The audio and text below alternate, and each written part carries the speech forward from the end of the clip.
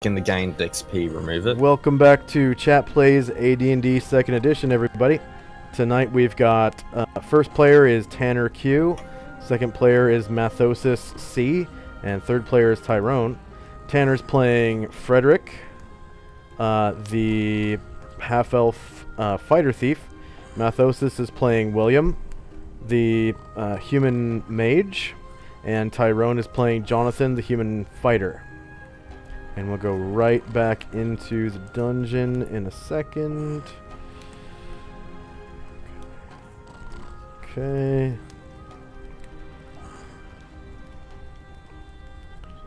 And then, Tyrone, what was your question? If they've got something in the gained experience box, remove it. Just go ahead and add it to their, earned XP or their XP total or whatever. So whatever it says in their prime requisite score box. Yeah. Just go ahead and copy that over their current XP, and then delete the XP earned.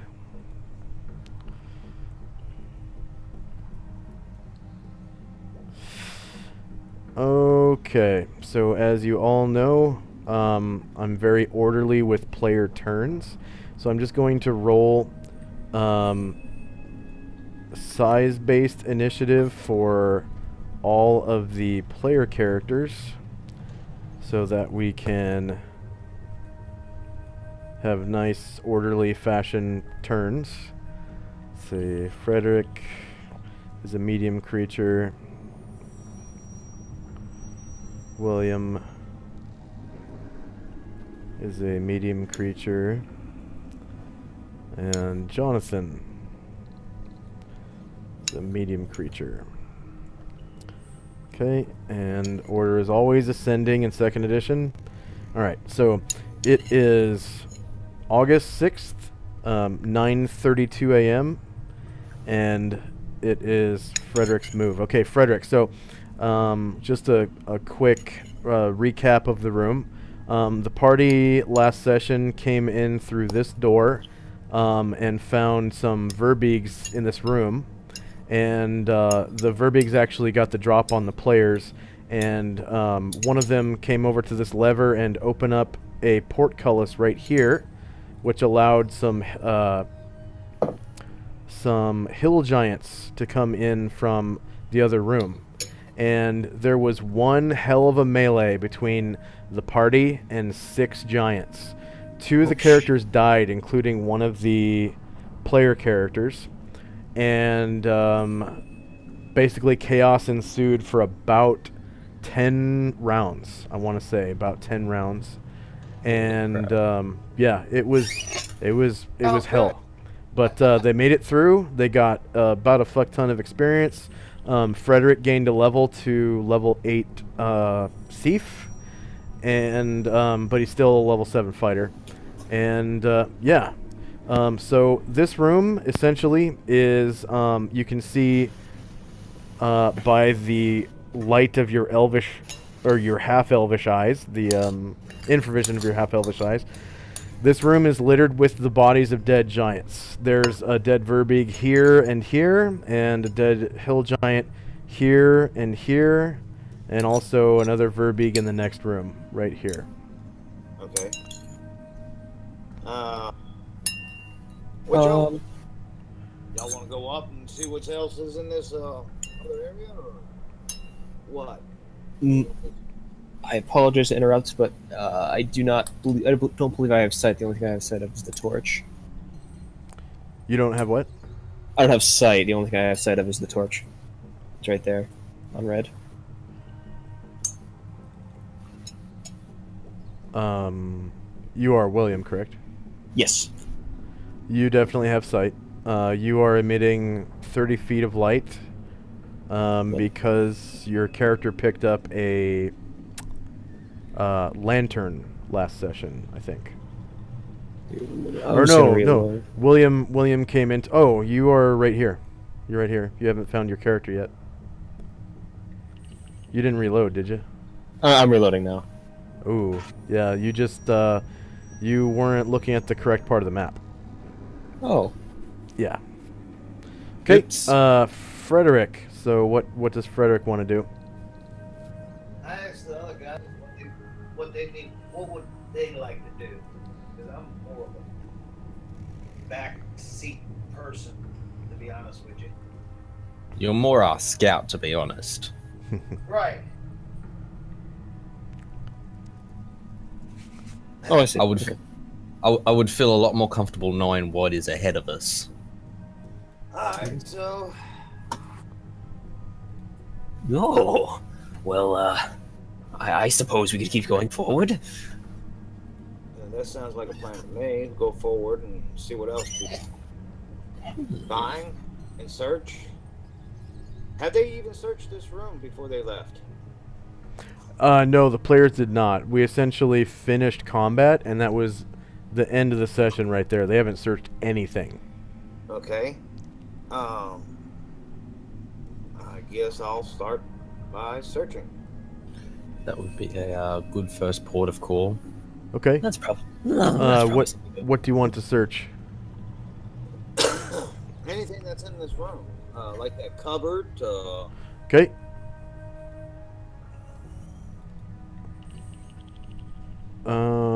Go ahead and move over to cupboard, and then click on your token, and then click on the checks macro, and in chat, click on the abilities button, and then on the drop-down menu, select intelligence, and then just spam enter until it goes through. Okay.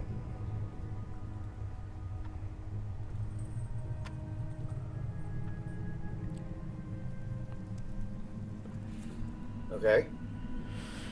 Okay, so inside of that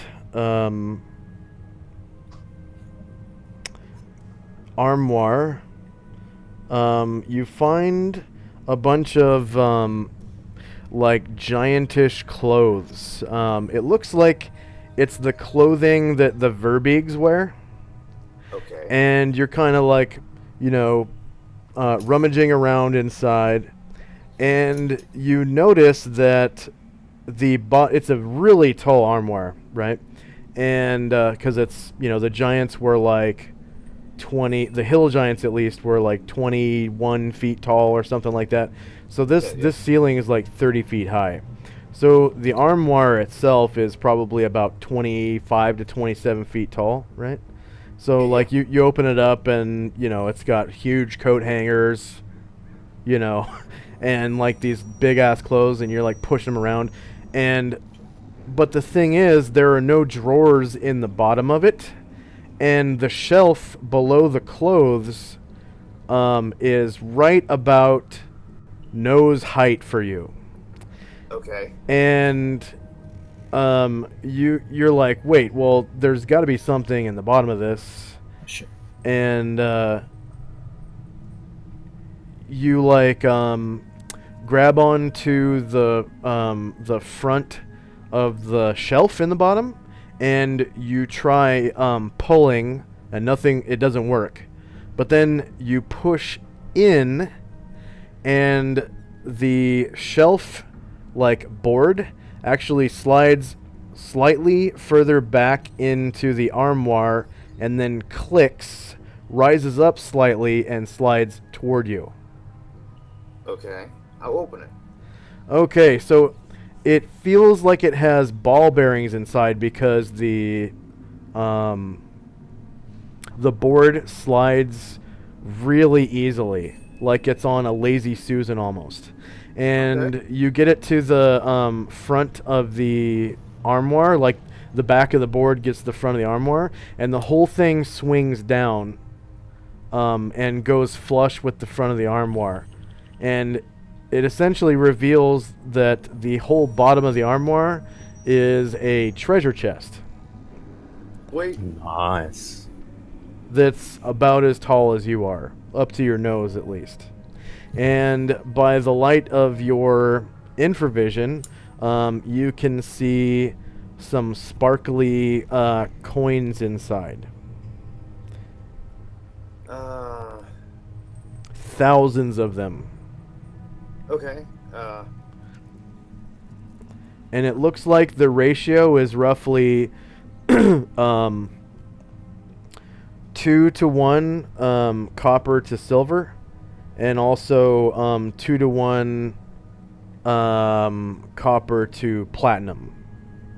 So like half of it's copper, quarter of it's silver, and roughly a quarter of it is platinum. So it's a really mixed bag, but it's thousands and thousands of coins. Wait, I tell the group, hey, come over here. Oh, what have you found? As Some William. pretty stuff. Oh wait, I'll wait for my turn. I found some pretty stuff. You want some? Oh, I will certainly have to give it a look. Oh, again, I'll wait for my turn to move over.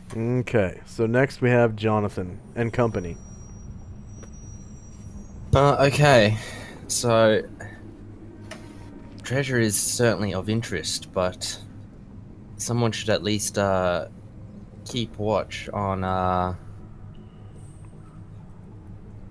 the rooms ahead. So you guys, called. You guys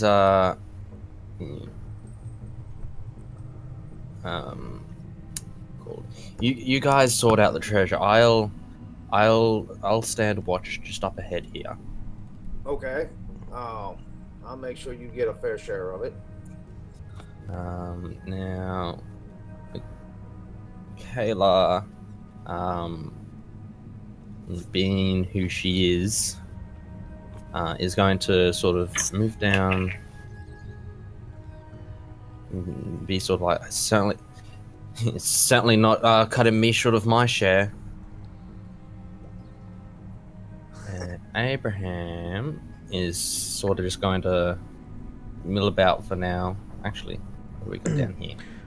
Abraham has a torch in his shield hand, so he's able to hold on to the torch while wearing his shield, but in order to actually shield punch, he would have to throw it down on the floor or something. What's this here? That is an open door. Oh, okay. Abraham will, like Jonathan's, sort of stand guard here just in case anything decides to come through. Okay. All right.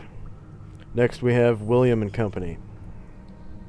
William, his interest was piqued as he heard shiny things, not having the wisdom to realize that means coin, is going to trot on over there with curiosity in his mind, kind of just quick step over the bed around his little party members and walk over and take a gander into this little, or big, I should say, bag of gold.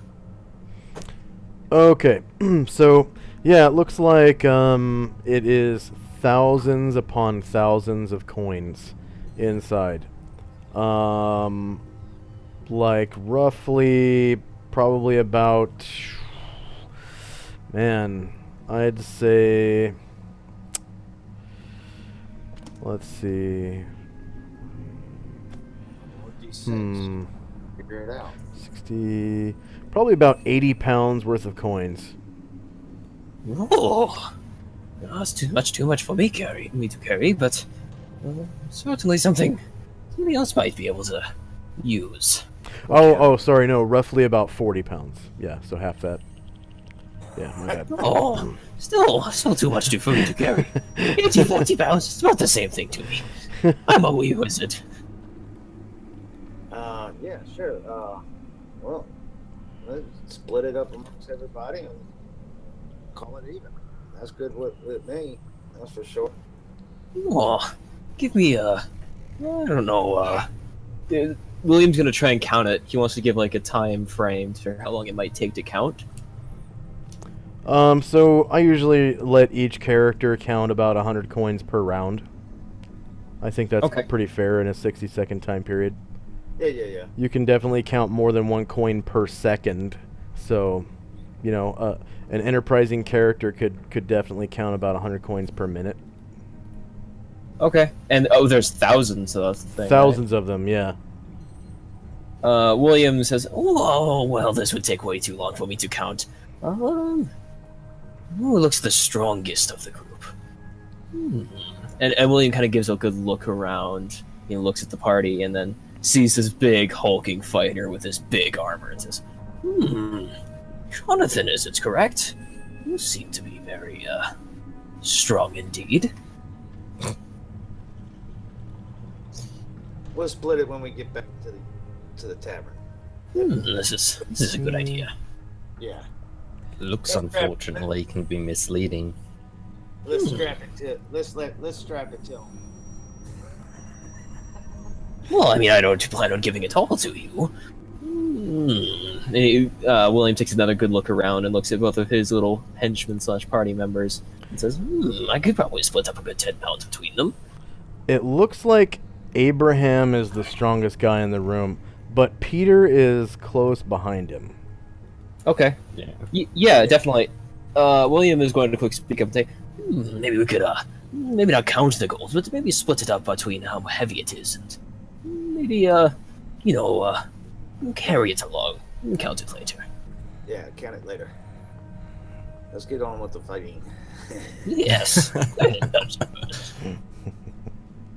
Further our knowledge of what's in the depths of this mighty fine dungeon.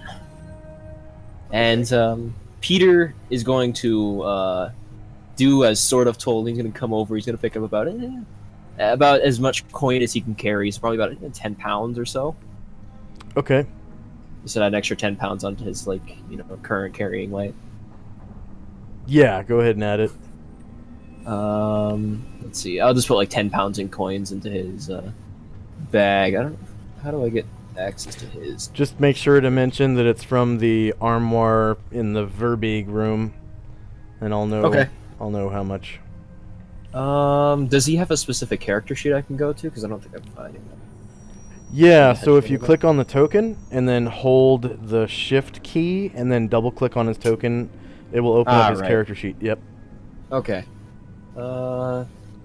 Wait, no, real quick, I'll throw that on there. And then Amanda's just going to do the same, take about 10 pounds of it. You said it's all together 40 pounds. Roughly, yeah. Yeah, Amanda will kind of step over, grab about 10 pounds, and that's probably what William and company will do for the turn. Or for the round. Okay. Alright, it is now August 6th, approximately 9:33 in the morning. Frederick and company. Oh yeah, just Frederick. Just Frederick.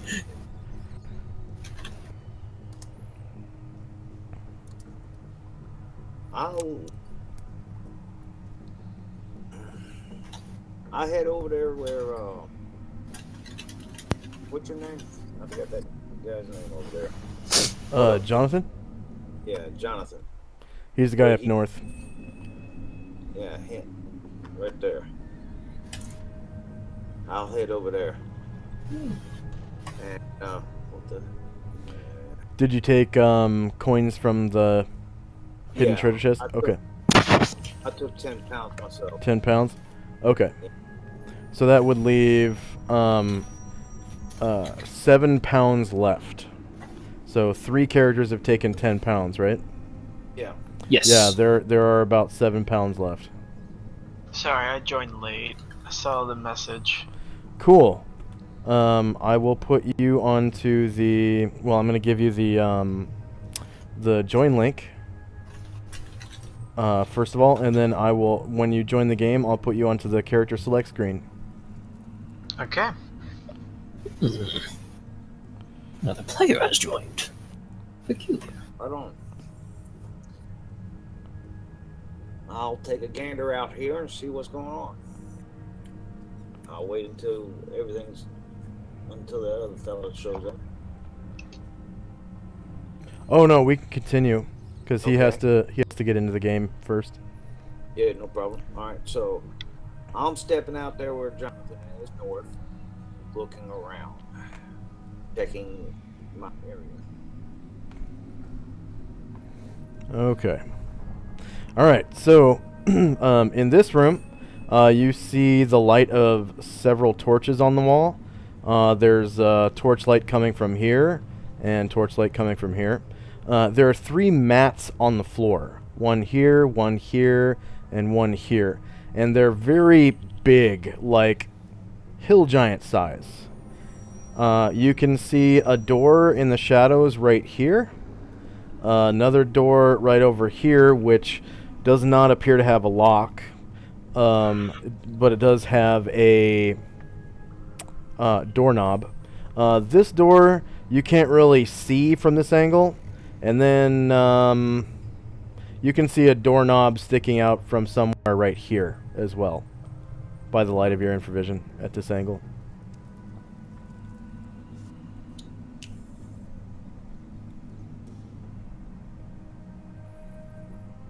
And then, Cool Man Zach, just let me know when the game loads up for you.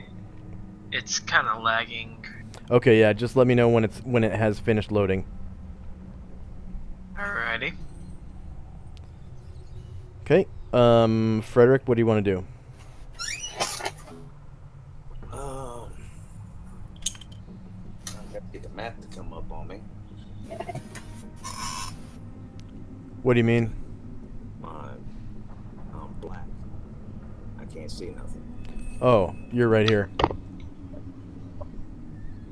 Do you see now? Not really. 10. No? No. Okay, now I can. Okay. What the hell? Can you not see? Give me a second. I'm trying to load mine. Okay, we'll just move on to Jonathan, and then just let me know when you might want to stop reloading the page. It's not going to help anything. Okay, Jonathan. Okay, so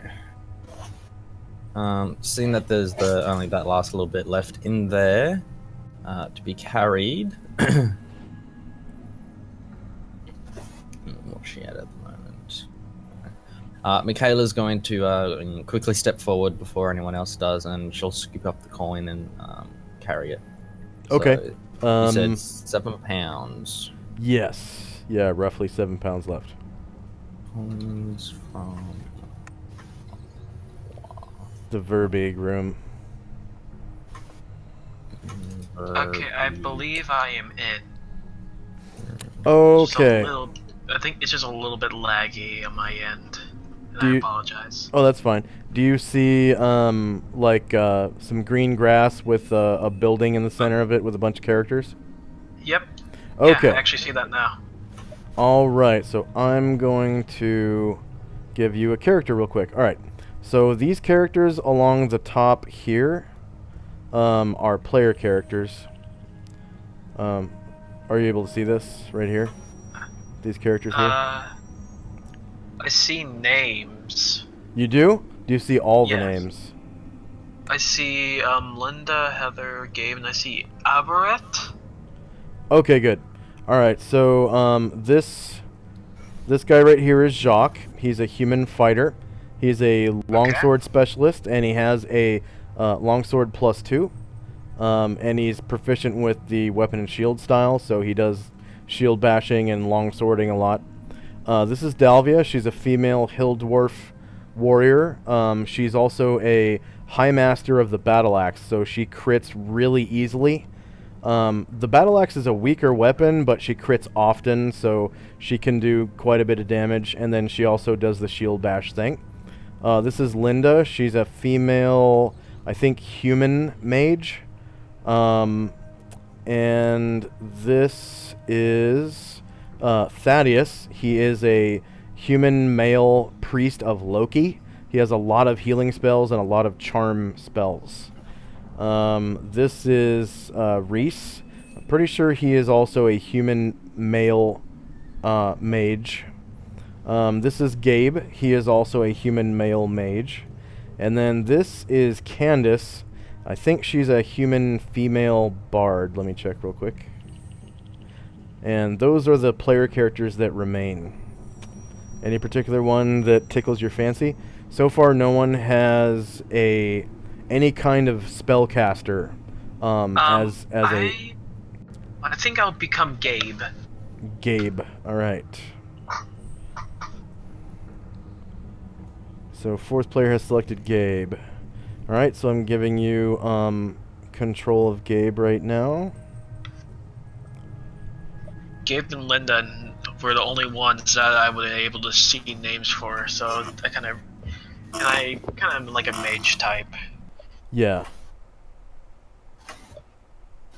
Okay. Alright, so you can also choose a henchman if you like. So the henchmen are down here. There are only 3 remaining. There's Heather, the human female mage, Hirwin, the female high elf mage, and Jill, a female human warrior that's a specialist with the two-handed sword. I'll take Heather. Okay. And it looks like Gabe's charisma will allow him to have up to 4 henchmen, so you can select another one if you want to. I'll take the other mage as well. Okay. And then do you want the last one, Jill? Sure. I'll have a warrior in the mix. Okay. So I'm just going to give you control of all these characters real quick.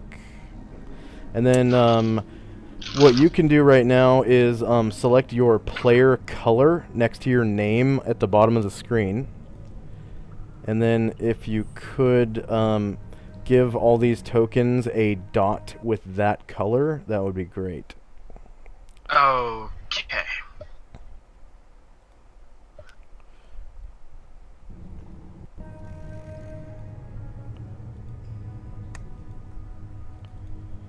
Okay. Alright, back to Jonathan and company. Sorry to keep you guys waiting. Oh, that's good. This one. Okay, so yeah, Michaela steps forward and took the remaining coin, depositing it into her pack. Abraham's going to take a little step out into the hallway just here and peer down. Now, from the looks of it, he can't see anything really down that way. It's too dark. And Jonathan, now I can see a light up over here, so I'll make my way towards the light.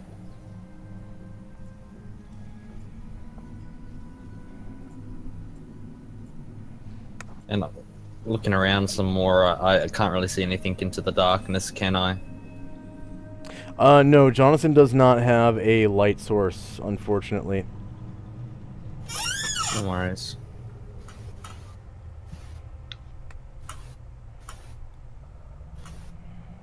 But there are several light sources on the walls that he could pick up if he wishes. There are several torches. He does use a bastard sword, which is one-handed or two-handed. Yeah. So while he's holding the torch, of course, he would only be able to use it one-handed. Or he could drop it on the ground as a free action and go into, two-handed melee combat. Yeah, so I'll come into this corner here and grab this torch. Okay. I'm just going to shift ping everybody real quick. So that World Historian is now with us. Yeah. You should be able to see your tokens now. Helen and Hiren are the characters that I'm controlling, and also Gabe as well. Helen, Hirwin, and Jill, and also Gabe is your main character. So I'm going to roll size-based initiative for you, and I'm going to add you to the turn order tracker. Let's see, medium. Alright, I'm adding the orange or like the brownish tokens to the characters that I'm controlling. Okay. So I'm keeping track of them. Okay. Perfect. Alright. All right. So, what else does Jonathan and company want to do? Oh, you're grabbing the torch off the wall. Okay. Yep. So you will have all players see light out to 15 feet. Copy A. Save changes. Okay. You should have a light aura now. Yep. So I'll start. Now, is this a doorway I can see just down over here? Yes, it is.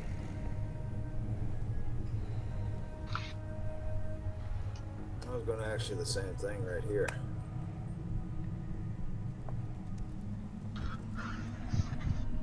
Okay, Jonathan can see a door with a knob, and it looks like it has a keyhole. We can't hear you, by the way. Say again? Gargamon. Oh, you can't hear me? Talking. Okay. You. Sorry, sometimes I cut out. Discord doesn't quite like the part of Washington I live in, so... but yeah, Jonathan sees on this door there is a doorknob and a keyhole. Okay, and is that a door just up here as well? Yes, you can see that it has a doorknob but no keyhole. Okay. And the one I'm standing right next to? He can't see that one. Jonathan I'm gonna can't. move up to here and I'll just stand at the door for now. I'm not going to Okay. move in just yet. Alright. Anything else from Jonathan and company? Now, did Abraham see these people sort of come around the corner just down here? Yes. Yeah, those are your friends Gabe, Hirwin, Heather, and Jill, whom you met last night. And they said that they were going to join you late today. Okay. So, upon spotting them, Abraham will call out, "Hail, friends! You have good timing on making it into this cursed place." What is this place? Oh, this is the dungeon next to the Hubbub Inn and Pub that the whole town has been talking about. Alright. Gabe will say, I'm just glad to help. Any and all help is welcome. Yep.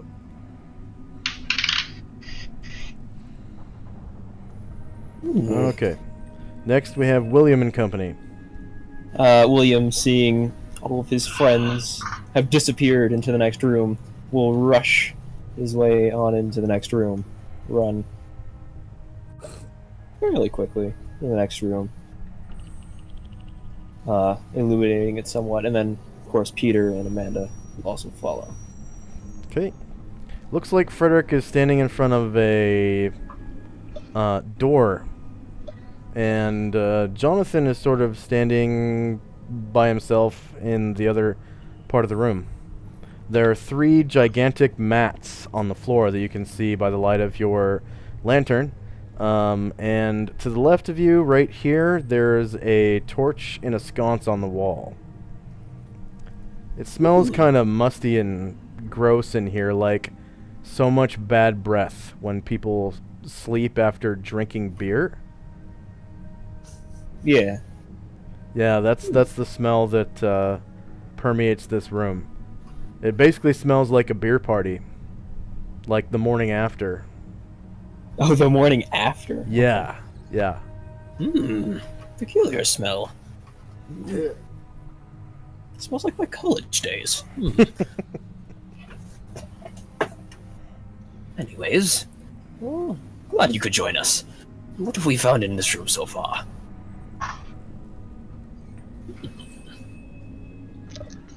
William walks in. He says to the rest of the party that is currently in this room. Okay. Well, there's a couple doors. One has a keyhole, and the other one don't. Have we tried opening the one without a keyhole? Not yet. That might be a good course of action. So you can see the one that he's talking about that has the keyhole is down here. And then from this angle, you can barely see it. There's another door that Jonathan's standing in front of. You can't really tell whether or not it has a keyhole, but you did see for a fact that the one that Frederick is standing in front of does not have a keyhole. Okay. Amanda's gonna go over and just like not necessarily open the door that has the keyhole, but just kind of like check to see if it will open. You know, just kind of turn the doorknob. See. It does not. It is in fact locked. Amanda, does it appear that door is locked? Yeah. Okay. It appears this door is locked. Our only course of action is this seems to be the only door that doesn't have a lock. So William will walk up behind Frederick. Peter will walk up and do the same. Amanda's just kind of chill. Like right about there. It's kind of chill. You know, guard our backs. Okay. And William will wait for the rest of the party. All right. So another minute passes, and we have Frederick. I'm going to check for traps first. Okay. So that doesn't count. I'm supposed to roll check for traps. You're not supposed to know whether or not you succeed. Okay, find, remove traps. Okay, it's going to take 10 rounds for you to inspect this door.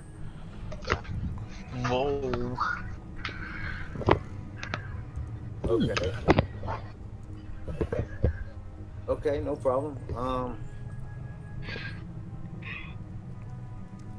Screw it. I'm gonna open the door. If I die, I die. Simple as that. Oh, okay. So yeah, you abandon your check and open the door, and nothing happens. Okay. I'll peer in it. What can I see? There appears to be a treasure chest and some other things around the corner that you can't really see from this angle.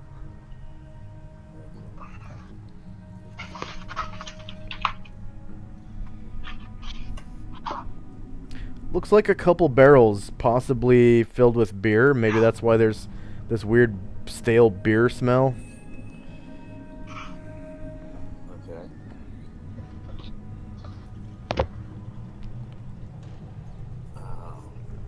Hey, I found another treasure chest.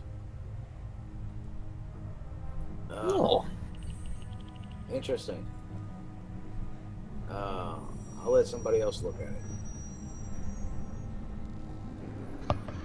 Okay. It does appear to be unlocked. The latch isn't even latched, from what you can see. And anything else from Frederick? No, I'm good. Okay. Next we have Gabe and company. So, you sort of roll up on, your friends. You see Abraham, and he greets you. And there's this waft of like this weird, stale, bad breath smell, like the smell of the morning after a beer party, like a high school beer party, like 15 or 16-year-olds. Except it's a lot of bad breath, like from it's really thick. Specifically 15 or 16, not 18 or 19, or specifically 15 or 16. Because 18 or 19-year-old kids wouldn't drink as much. They would know better by that age. That's still beer than what they drank.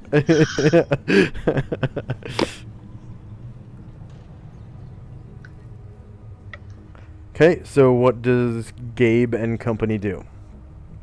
I think Gabe has a lantern, by the way. Okay. Is Jill in hearing range of Gabe to give orders? Yes. Yeah.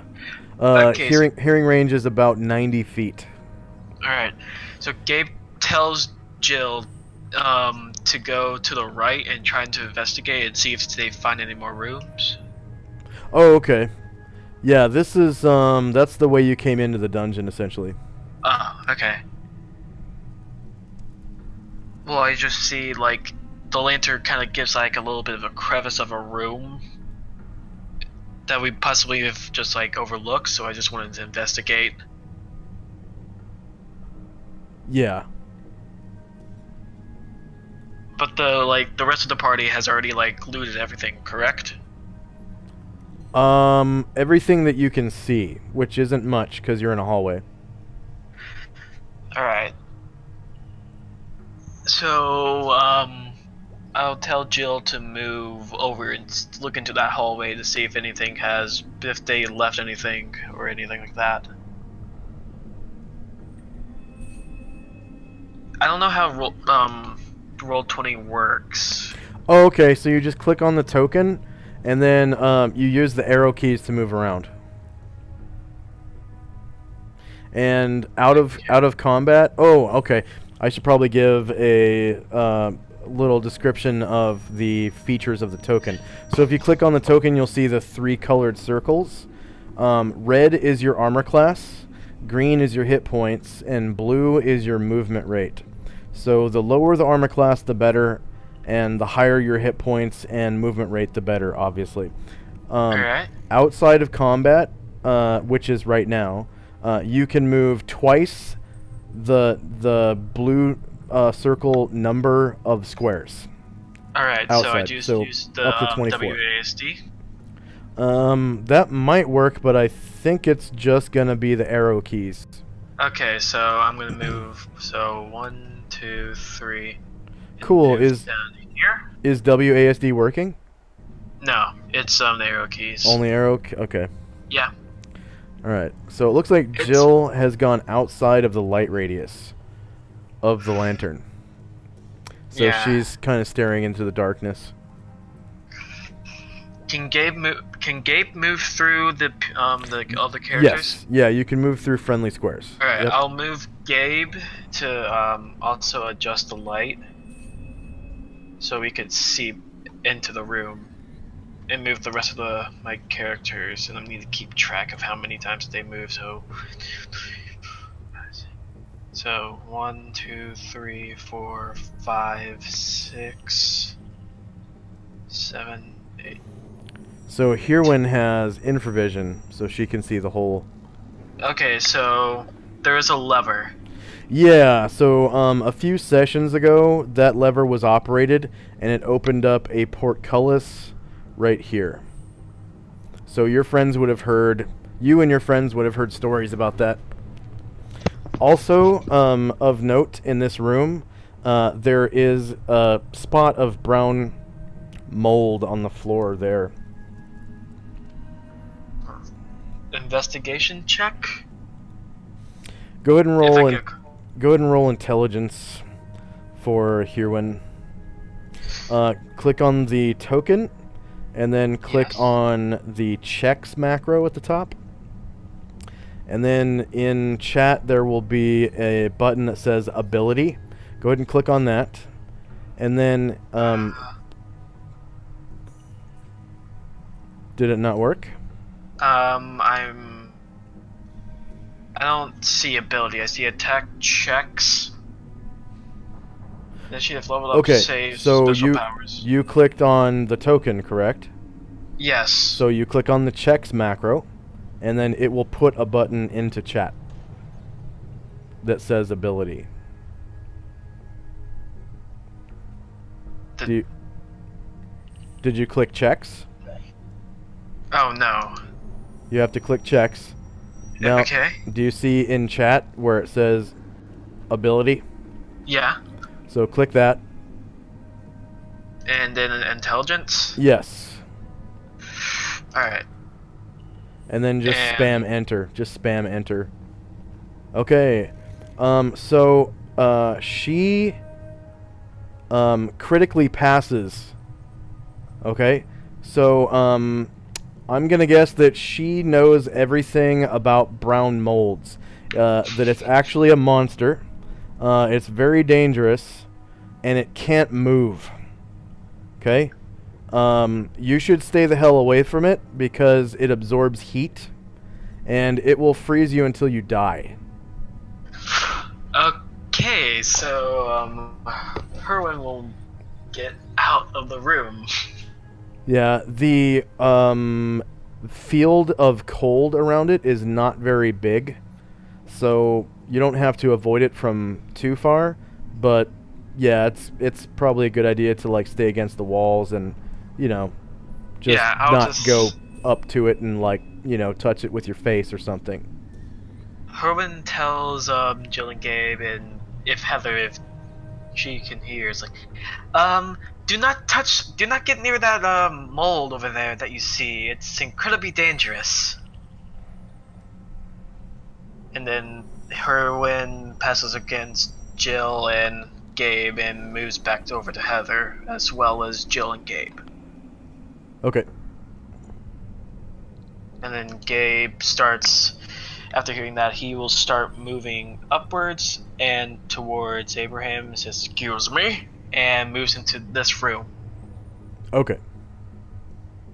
I'm trying to adjust my viewing area up. It's that. Alright. Oh, do you have a mouse with a wheel? Yes. Okay, so wheeling up and down with the mouse obviously moves your map up and down, and then if you hold shift, you can move left and right with the mouse wheel. Oh, okay. That's okay. Yeah, and then if you That hold one I didn't know. yeah, if you hold alt, you can zoom in and out with the mouse wheel. If you hold right click as well, you can just click and drag as well. Yeah, that usually takes more RAM for some reason. I don't understand why, but it will cause some apps to crash sometimes. I think it's because this- it's like essentially physics based. Yeah. So basically, what is this room like? I bet like Gabe would like if It looks Gabe like- went in there, the rest would follow. It looks like a giant bedroom, okay? The furniture is essentially made for giants, and there are dead giants on the floor all around you that you can't see because I have them on the token layer, and they have vision, so if I were to put them on, I mean they're on the GM layer. If I were to put them on the token layer, they would take up a lot of RAM on my computer, so I'm not going to do that. But Alright, they're so essentially all- all piled up right here. They're dead. Alright.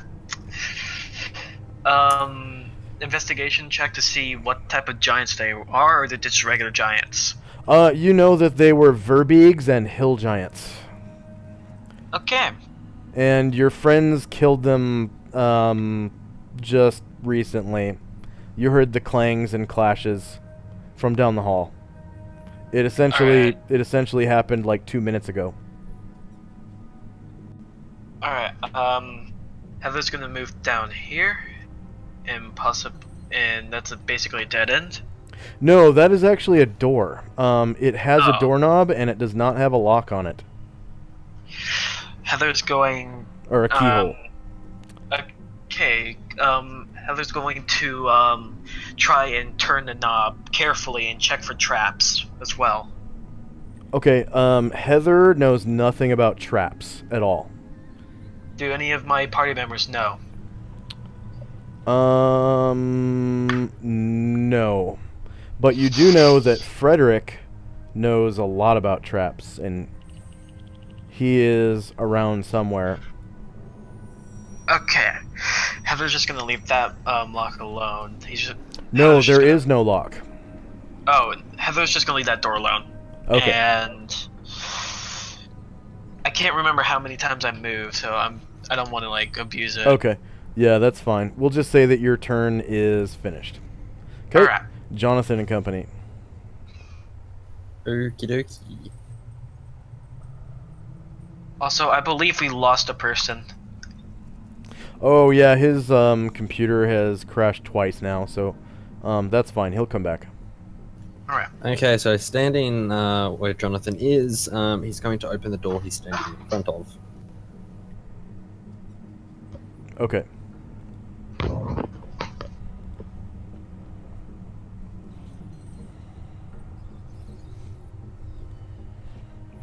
So inside you can see a couple, looks like beer kegs. Well, barrels, actually. And something else in the back corner there.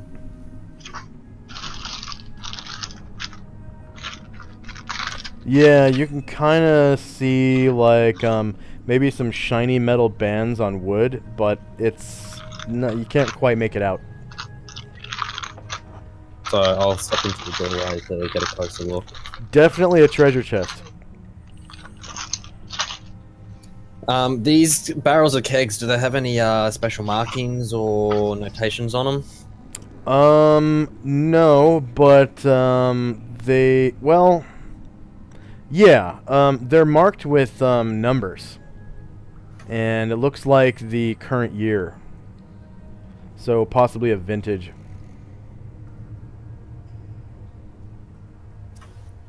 I see, I see.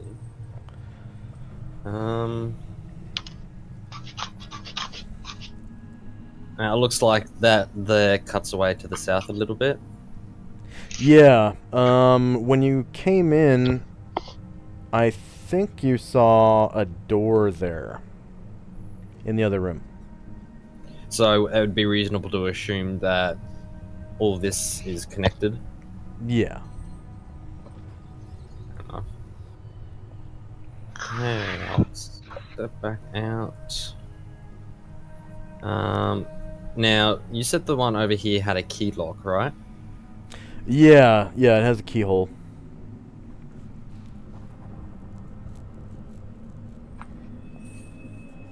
I'm gonna try and turn the doorknob and see if I can open the door. Doesn't budge. Okay.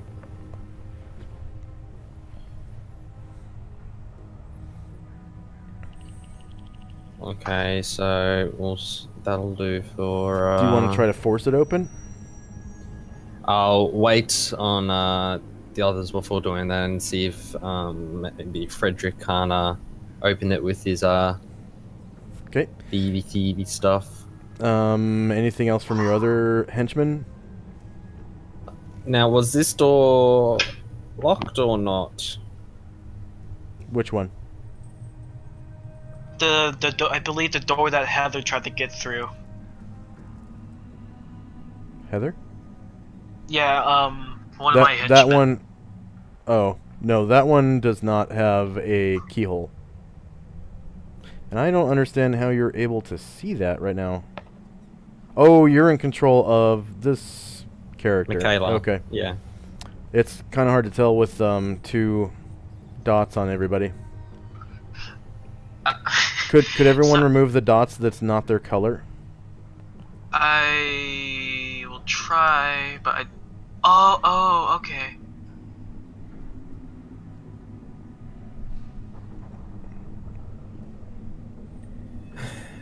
Michaela's going to move down to this door and stand ready and be ready to open it, but she's not going to open it just yet. Okay. And Abraham will Abraham will step back into the room, but keeping an eye on that hallway there. Hold on 1 second.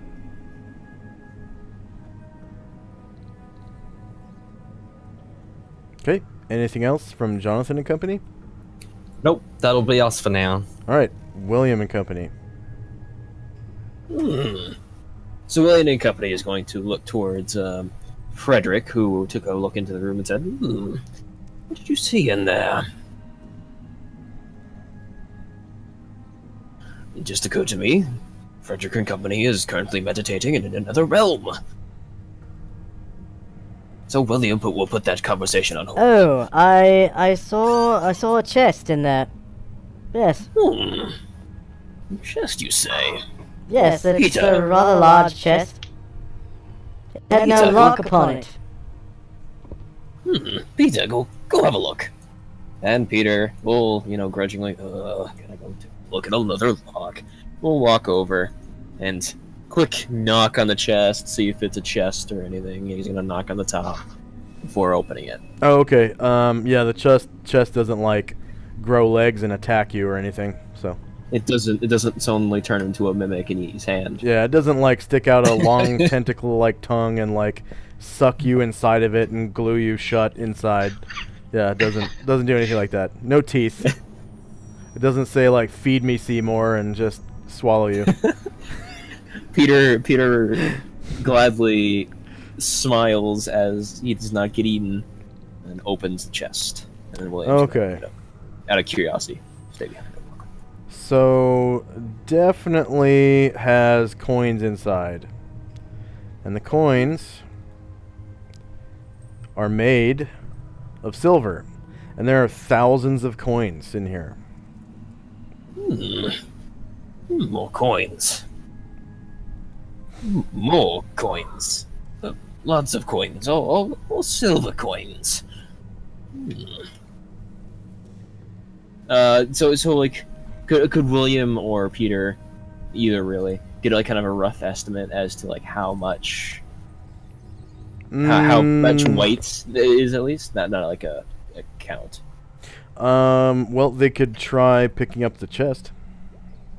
Peter is gonna give it his best lift. You know, Peter's been, you know, in the gym a little extra this recently. He feels prepared. He's got some oomph to him.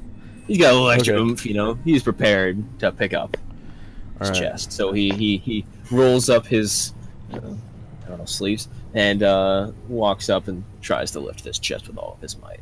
Yeah, the chest weighs about 55 pounds. Peter, what is your rough estimate as to how heavy this chest is?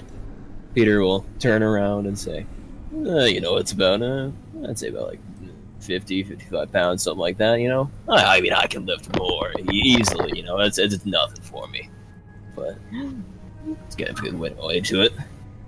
Oh, well, I don't know if we can carry this currently, but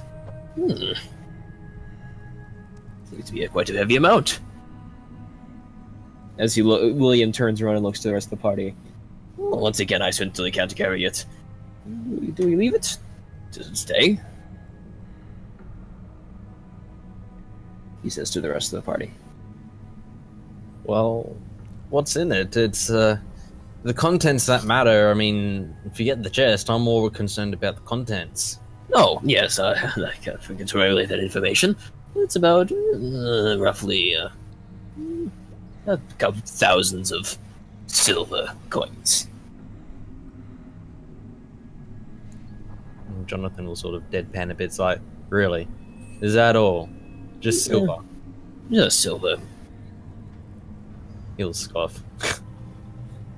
Oh. Okay. I guess that's the sign to leave it then. I mean, every coin counts. We can still bring it along if we want to. It's just a matter of whether or not we can all carry it. This is a good question. William will look at Peter and Amanda and say, Well, do you have extra room in your packs? and out of curiosity, I have their character sheet. Do they have like a over encumberment weight? Let's see. Amanda.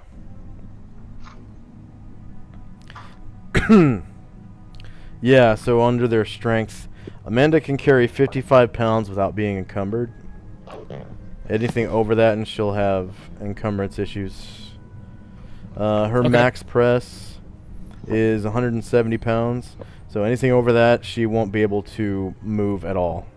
And if she were to carry 170 pounds, she would only be able to move at a movement rate of 1. Okay.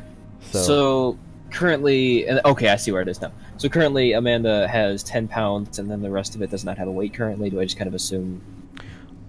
She's also wearing plate mail. She's carrying a medium shield. I think plate mail is, let's see. Plate mail is, oh man, how much is plate mail? How much weight? So that's under weapon and armor data. Like 60 or something, isn't it? Slightly less than that. Let's see. Plate mail is 50 pounds. And then a medium shield is 10 pounds. And then her sword is 4 pounds. So she's actually lightly encumbered right now, I think. Yeah, that would make her encumbered. She was encumbered even before the coins that she originally took. Yeah. And then, like, heavily encumbered, over 170 pounds. Okay. Yeah, and then Peter is... Yeah, Amanda will go over and take, like, 20 pounds of that. Okay. Silver coin. Go grab it. Then Peter will take... Let's see, how much can Peter take? Yeah, encumbrance, strength. 70 pounds. He has... I don't know Peter's exact armor and such. Peter is also wearing plate mail and has a long sword and a medium shield. So about the Pretty- same thing. Yeah. Pretty standard for a level 2 fighter, I'd say. Okay. So yeah, he'll just take another like 30 pounds. Wait, DM, I actually have a question. Okay. What level are all the my party members at right now? So the player characters are level 8 and the henchmen are level 2. There might have Okay, been a that ma- henchman that's level 3 though. That makes a lot more sense because I saw like lots of them possibly have like 5 health, Yep. and one has 16. Yep. Okay. That's what I was wondering because I just noticed that difference. Yeah. Continue on. Okay. All right. Anything else from William and Company? All right. So the time now is 9:35 in the morning on August the 6th. Frederick, whose player has disappeared, is going to come over to this door near Jonathan, and he's going to start picking the lock.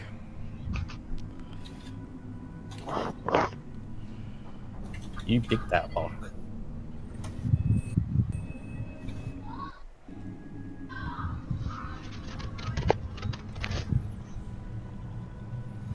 Okay, it's going to take him 7 rounds to pick that lock.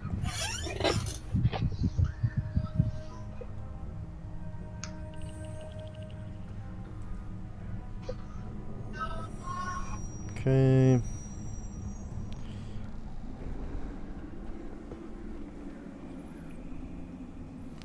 All right. Gabe and Company. Okay. Hearing the voices in the other room, Jill will be the first one to go up because Jill can't see anything, and once they enter the room, they can. What do they see as they enter the room?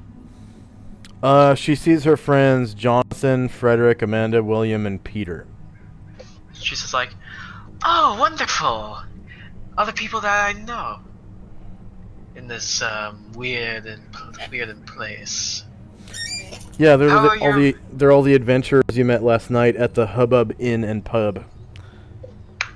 So, what have you found? I see those giants that you've killed. No, lots of coin, lots of enemies and all that fun stuff.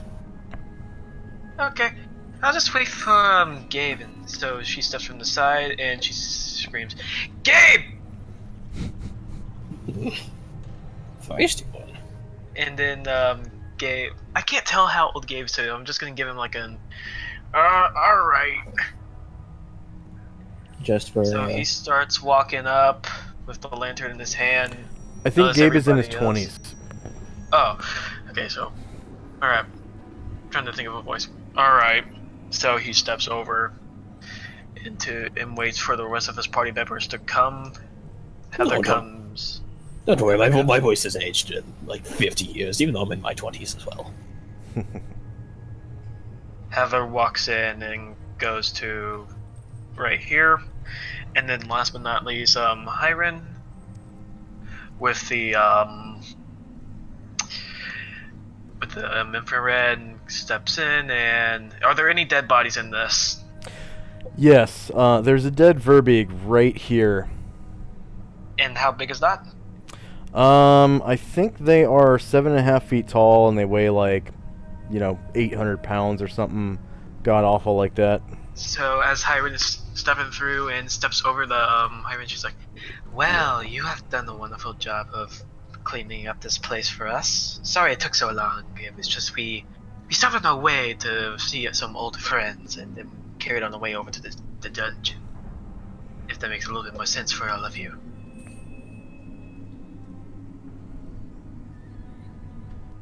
It makes a little sense, but it was quite the bloodbath. Also, can Jill make an investigation check or like a perception check to see what's around the room? So second edition doesn't have perception. What it does have is intelligence checks and wisdom checks and stuff like that. So Okay, what so- are you trying to sense? Well, the note that you sent me, it's just like I want to see if Jill notices anything peculiar about anything around the room that could be of use to her in any other way. Okay. Stand by. I'm gonna write you another note.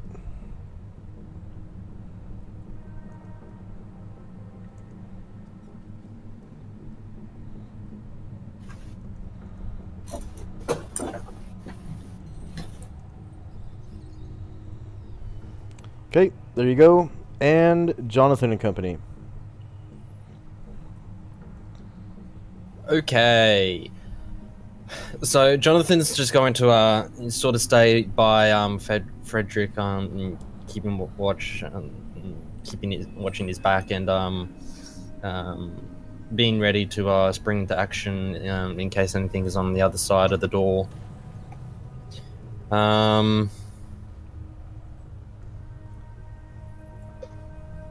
Michaela and Abraham will sort of move.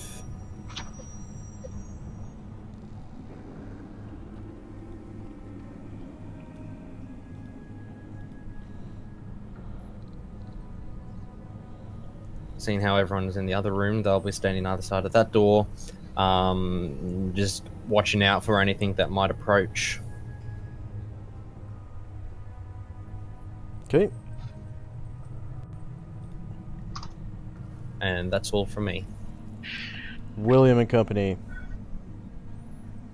No, William Company will go towards the well, look towards the party and study the party a bit and see what their current movement is, and realize the party has no idea what they're doing. So as a William will, walk towards the door with a key, look at it and say,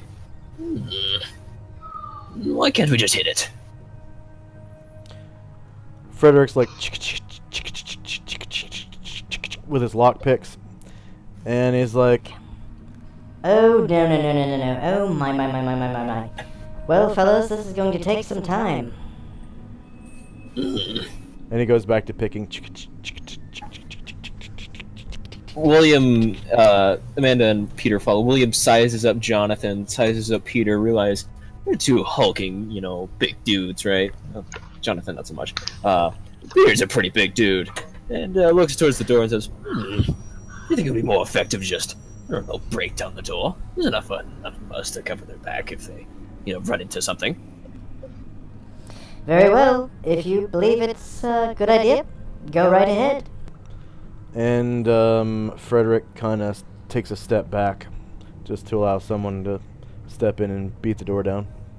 Peter, this is his moment to shine. He's a measly level 2. He's not anything special, but this is his time to shine. Peter's been spending a little extra time in the training yard / gym / whatever you want to call it, and he swings. Do you wanna kick the door in, or you just want to hack it down? I think Peter is gonna go for total style points, and he's gonna definitely kick it in. Okay. Let me check his character sheet real quick. Make sure everything's set up for that.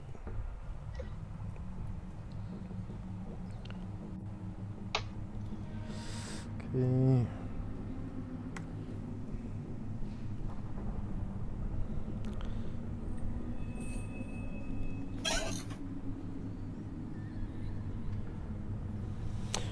All right. So Peter, he brings his knee up to his chest and gives it a wham, good kick, and he ends up like hurting himself. He doesn't take any damage, but he's just like ow, ow, ow, ow, ow, and it looks like he has basically rammed the heel of his foot straight onto the door rather than the whole surface of the bottom of his foot. And he's like hopping on one foot, holding the heel of his foot through the boot, like and kind of squeezing where his Achilles tendon is. Like, that's smarts. Ow. Well, William. Oh, why am I saying my own name? Peter, you're doing it all wrong. Jill just laughs at Peter's pain.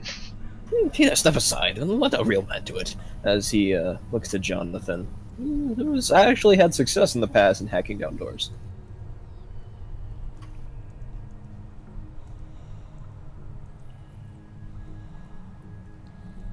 And that's going to be it for William and Company.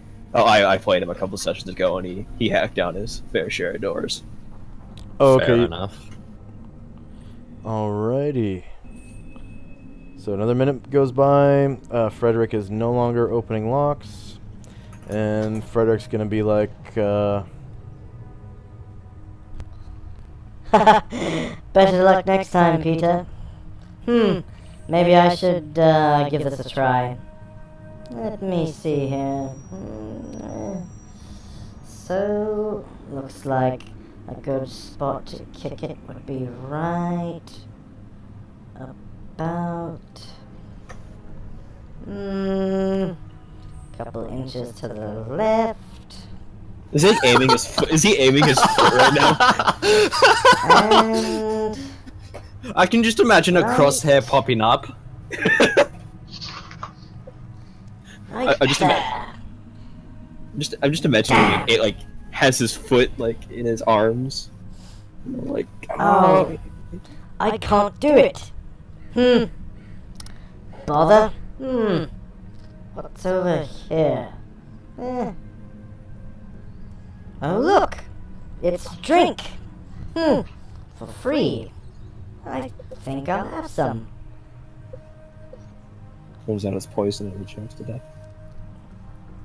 and you hear Frederick rummaging around in his backpack. There's like the ting ting ting of some kind of like tin things hitting each other, and you hear the sound of like a cork, a really big cork popping, like and the rumbling of a pane of wood, and then like a little bit of liquid spilling onto a floor, and then this like glug glug glug glug.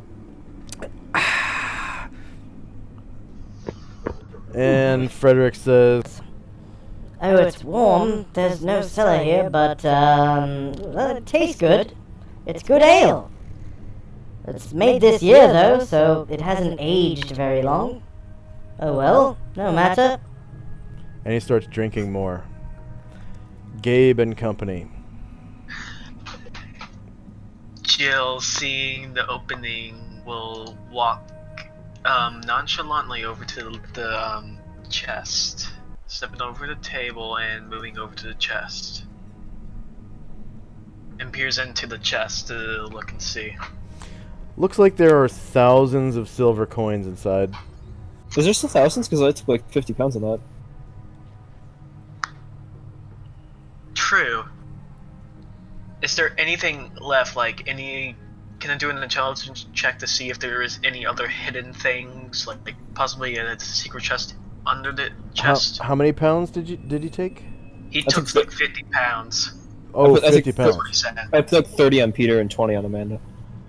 Oh, that would mean that you would take the entire chest. Oh, Oh, I thought you said 55. Okay. Yeah, Okay. the plus the weight of the chest is 55. Yeah. Oh, okay. okay. So does the okay? So with Jill looking, does the chest look like secure, or like if like Jill pushed it all over to the side, is there Well- any like is there a secret compartment under it? Well, the chest wouldn't actually be there because they would be carrying it if they took 50 pounds. So it seems Okay. that they are sharing the load of the chest and carrying the whole thing. Okay, but is there a secret like compartment under that, or did they? Or is there nothing Okay. there? Go ahead and roll. Actually, I will roll a check.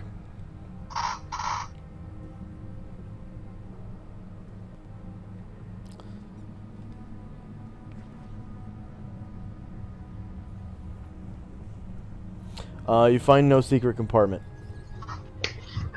Jill like secretly mothers herself, darn, and just trudges off. I don't know how to rotate characters. You have a mouse wheel, right? Yeah. So if you click the token to select it, hold the letter E key on the keyboard, and then just mouse wheel up and down. Oh. I didn't know that one either. Okay, I can't tell which is facing forward. So Heather's going to move. The little stick that's sticking off the square is forward facing. Like the main like body of it? No, you see how it's a square around her, right? Yeah. You see the stick poking out the front? That's Yeah. the front. Okay, and Jill will face forward and grudgingly push through people and say excuse me, and we'll try to bash down the door. Okay, just checking her character sheet real quick. See, isn't she a warrior? Yep.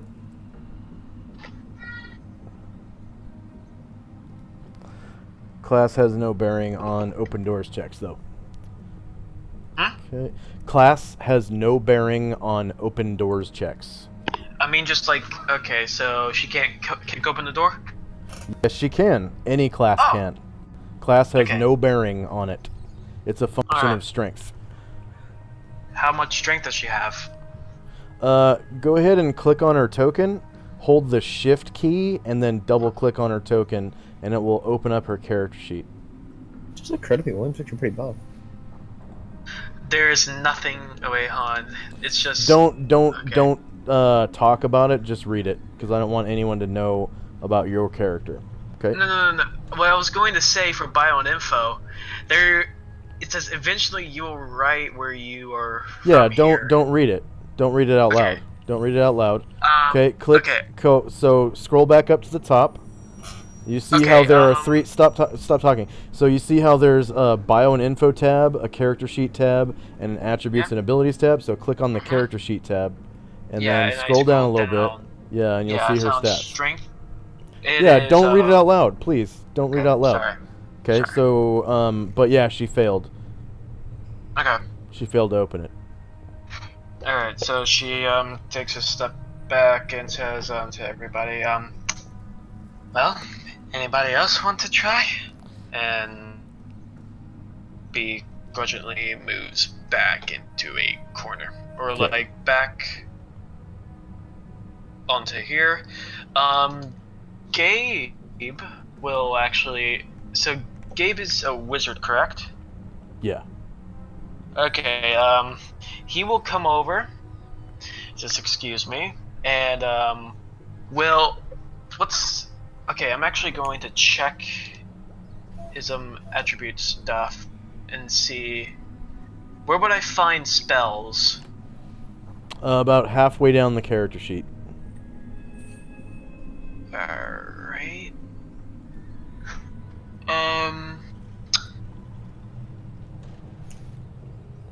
Literally in the character sheet tab.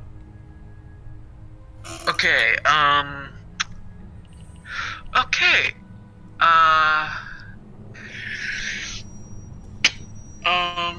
What? Okay, I will actually message you because I don't want to say anything.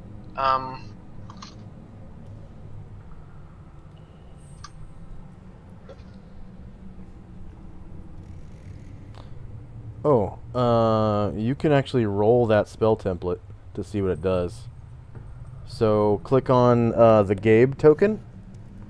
Yeah. Actually, I'm not sure. I'm not sure I have it. Let's see.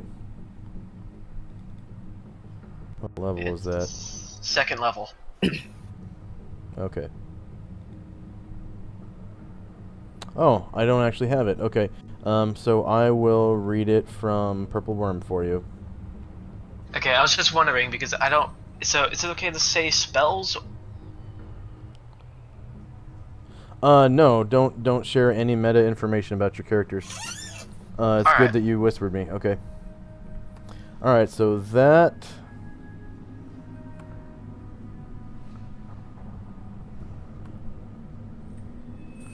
Okay, it's second level. All right. This spell is a sound-based attack that affects non-magical objects of crystal, glass, ceramic, or porcelain, such as vials, bottles, flasks, jugs, windows, mirrors, etc. So it wouldn't affect doors. All such objects within a 3-foot radius of the center of the spell effect are smashed into dozens of pieces by the spell. Objects weighing more than 1 pound per level of the caster are not affected, but all other objects of the appropriate composition must save versus crushing blow or be shattered. Alternatively, Okay. the spell can be focused against a single item of up to 10 pounds per caster level. Crystalline creatures usually suffer 1d6 points of damage per caster level to a maximum of 66, with a saving throw versus spell for half damage. So it only works against crystalline creatures. I'm gonna check other. Darn. Okay. So Hiron doesn't have any good spells, and what about Heather? Heather's only level 2, so her spell list is really limited. Oh wait. Okay. I see. Let me see. Oh, actually, she might have something that could. I was thinking. Yeah, that would probably work really well. I could give the door a saving throw as thin wood versus magical fire. Alright, so Gabe will move back and. Okay, hold on 1 second. Okay, we'll say that your turn is over, and it's Jonathan and company now. Okay, I'm just gonna move Heather towards the door, because I think that's what he would do. So someone's trying to blow it down with a spell or something. Looks like Heather's preparing to cast a spell, like she's rubbing her Yeah. hands together. Yeah, Alright, Jonathan's she'll gonna cast back it. up a little bit and around the corner, Okay. but She'll that'll cast it. basically be the extent. Michaela and Abraham are still And- staying on guard. Heather will say some words and rub her hands together and touch the door. She'll be able to cast it next round. Alright. Anything else from Jonathan and company? No, you're not Jonathan and company. You Oh, are Gabe okay. and company. Yeah. Alright. So nothing else. Tyrone, hello. Yo? You are Jonathan and company. Anything else from Jonathan and company? No, it's like, Jonathan's just standing around the corner, just in case any of this magic backfires, and Abraham and Michaela are still standing where they are, guarding, just in case anything tries to sneak up on behind them. Okay. Group. Okay. How about William and company?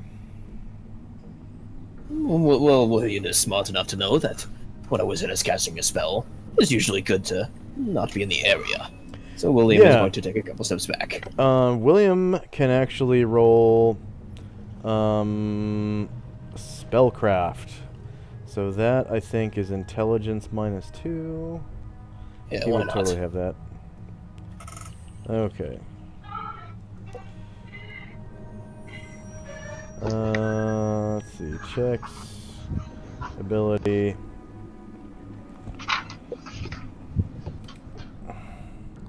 Intelligence. And -2.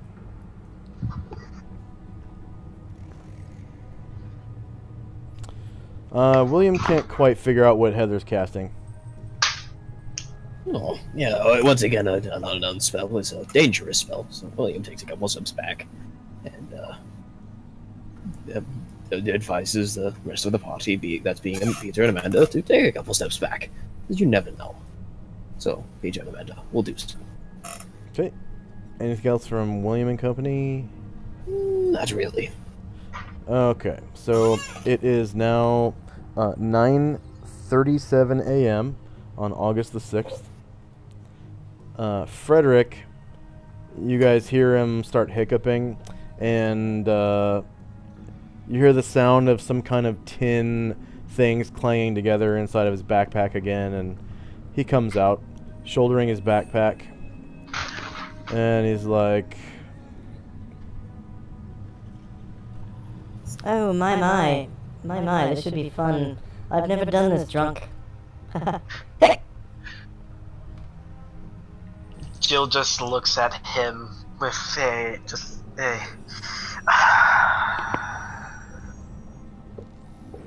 okay. like a begrudgingly look of just idiocy that he's drunk in dungeon. Yeah. All right, Gabe and Company. So, assuming Heather. Actually, Hiren will move closer into like where Heather is, trying to just knowing that Hiren kind of knows what Heather is doing, so she's not afraid. As well as Gabe and Jill just kind of are just surrounding her, just to reassure the rest of the the members of the dungeon, that it's not that dangerous. Okay. Alright. So Heather will cast a spell. Okay, go ahead and check it off in her repertoire of spells. Okay. And saves, item save. It's going to save as Thinwood because it's a door. Name of the item is Door. And it will save versus Magic Fire. Okay. The door fails its save, and Heather successfully burns it away, so destroying the door completely. Alright, seeing revealing this, a hallway. Hiren will move forward. Heather gains 50 experience points for the use of the spell. Okay, I will add that. Hiren seems to not want to respond. Okay, and she tells to the rest of the party, like, for those who can hear her, Hiren does not want to rotate. Okay. Saying there's a doorway, or like there's another hallway if you guys want to come. So, what? None of my characters seem to want to rotate anymore. So you have to click the token to select them. Yeah. And then you press the E key and hold. Yeah, I'm holding it. And then you mouse wheel up and down. That's what I'm doing. I'm holding E. I held E first, and I think I can manually do it. Yeah, you can grab the stick and rotate them around. Alright, so what Gabe will do, because he has the lantern, he will go through and start. This would be if I could just rotate, turn, look this way, and start moving. And with a muffled sound that. For brevity's sake, you don't really have to fix your facing until the end of your move. Oh, okay. And Heather will start moving as well as Jill telling before they leave, saying, "Are the rest of you coming?" So you can see a torch on the wall here. Yeah. Heather will grab the torch. Oh, okay. And I don't know how to edit light being produced from you a can't. torch. Okay. Well, for main stakes, for RP purposes, Okay, she's she holding has the torch She's now. holding the torch, keeping she will actually keep back, behind like tell everybody like, "Come on, everybody! It's gonna be a dim hallway. Gabe's the only one with a lantern, I assume." And Hiren will walk up with Gabe behind him, as well as Jill will be behind Hiren. And Heather's just waiting for the rest of the party to trickle in. Okay. Next we have Jonathan and company. Tyrone? Okay, so yep, Jonathan will start moving in again. Michaela and Abraham will be waiting for the others to move in before moving in themselves. Now we can move through friendly squares, right? Yep. Yep. So Jonathan will squeeze past Heather. And Looks like move Tanner's back. Welcome back, Tanner. down the hallway. Oh, but he's not in the voice chat yet. And sort of just waiting there behind the others. Okay. William and company. Where do I sorry for talking. Where do I Go ahead. add XP? Oh, okay. So, if you open Heather's character sheet, Yes. click on the character sheet tab, scroll down to where it says experience, and then you click on add, and her class is mage. Okay, her current XP, say for level 2 mage. You're actually the first person who has played her, so I have to put her current XP in. But to the right of current XP, where it says gained XP, you should have a 50 in there like so. See that? Okay, yeah, I see it. I see the class mage current XP. So you have to add the 50 in, or like. We're gonna total it at the end of the session. So currently she has 2,500 experience points. So that's what it should look like. Okay. And her intelligence is not high enough to give her a bonus, so that should be like that.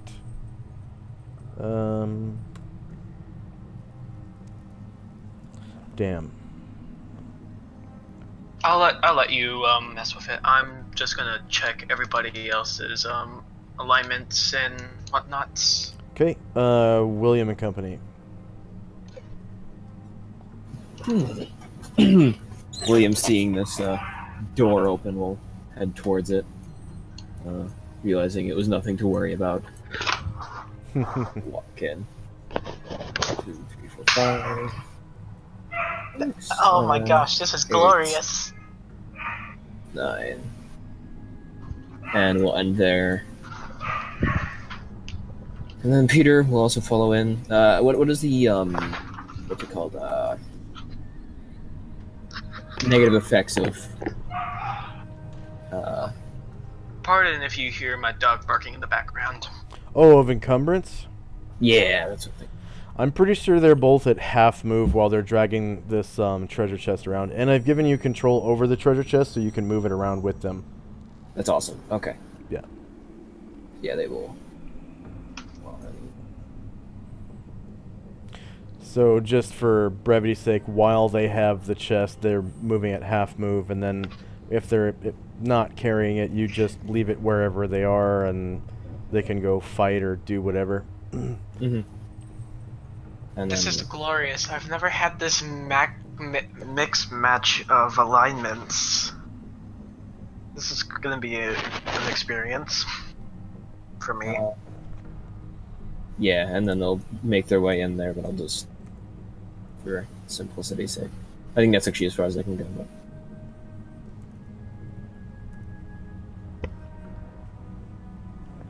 Yeah, and that'll be that. They'll just kind of move around. Okay.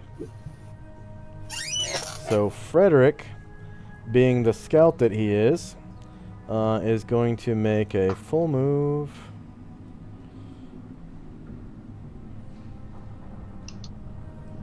One, 2, 3, 4, 5, 6, 7, 8, 10, 11, 12, 13, 14, 15. 16. So he gets to this corner intersection in the hallway, and he kind of looks down the hallway to everyone's right. He gets this big, like, gaping, wide-eyed, like, mouth agape look on his face, and he gets a big smile, and he turns back to the party, and he says with his half-elvish voice, Oh, look. We've made a big circle and come back to the entrance of the dungeon. I do recall there were several ways into the dungeon we've not yet explored. But, of course, this way is explored. and that's the end of his turn. Gabe and company. Okay. So Gabe's just gonna pass over and notice that it is another entrance, and will actually continue forward and see. Yeah, you can actually see daylight right there. So he kind of covers his eyes and kind of just like, too bright. So then, Heather's still waiting for the rest of the party, so then, Hiren actually will continue forward, leaving Jill kind of in the darkness, and catch up with Gabe and kind of take another step, like a few steps forward to check out more. And Jill will kind of run through the darkness and pass over the elm and keep up with Gabe. And Heather will just keep with the rest of the party. Okay. Jonathan and company. Okay. So firstly Michaela and Abraham will move in.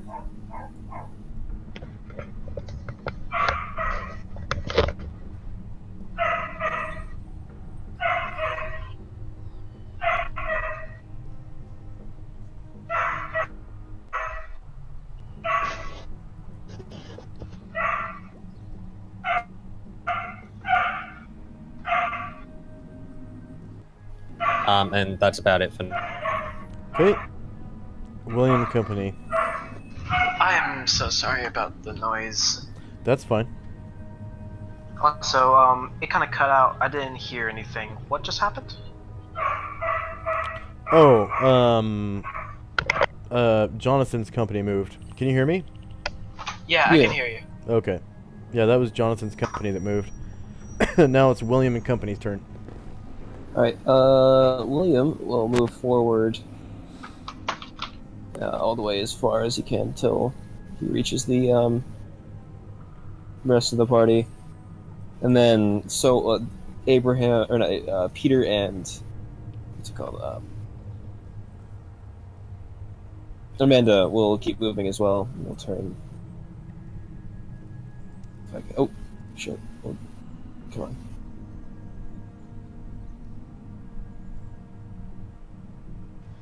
One day.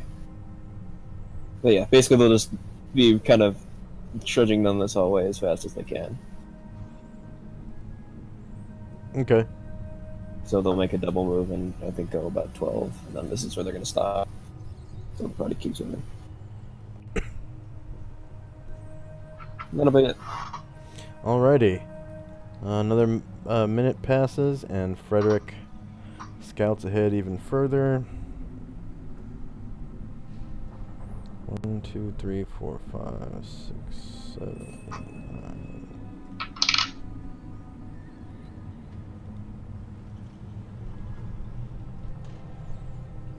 Okay. 10, 11,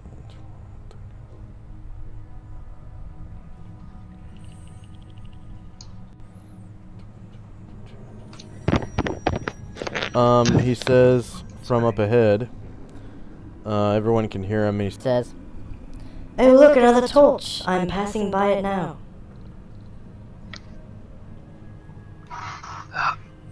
so everybody could hear him? Yeah. Yeah. Yep. His voice echoed through the tunnel.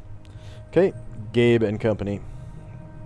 Heather's still waiting for the last few party members to trickle. Hiren, keeps trudging forward. And Okay, she sees a torch on the wall there. so she notifies that and will actually go this way Okay. and continues and sees a very long hallway. Yeah, this is actually the way you guys came into the dungeon right here. Okay, so she recognizes that and heads back and sees him. Says calls to Gabe and Jill, "Come on!" So Gabe, what? Okay, that was weird. Sorry, I think I just clicked my backspace mouse. Oh, does that mean you I just accidentally exited out. I'm sorry. Oh, But I'm you back exited in. out of the game? Well, I'm back. Has it loaded though? No. So Okay, so we'll just move Jill. well, you can and do that Gabe. you can do that retroactively. We'll do Jonathan's turn for now. All right. Just whenever your turn comes up, just move your characters. I mean, not when your turn comes up, but whenever you finish loading. Okay, Tyrone, are you there? Yeah, I'm here. Okay, Jonathan and company. Okay, so everyone seems to be moving up and still following around. Yeah. Jonathan's going to keep up with them. Michaela will stay at the back, and Abraham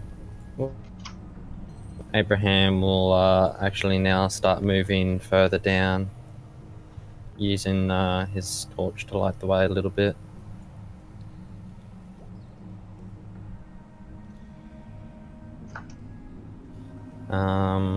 And they'll do. Jonathan will ask, "What do you see ahead? Is it Gabe?" Yes, it is.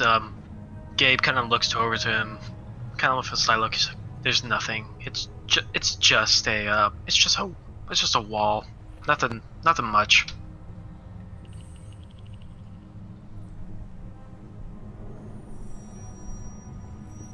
Anything Hello? else from Jonathan and company?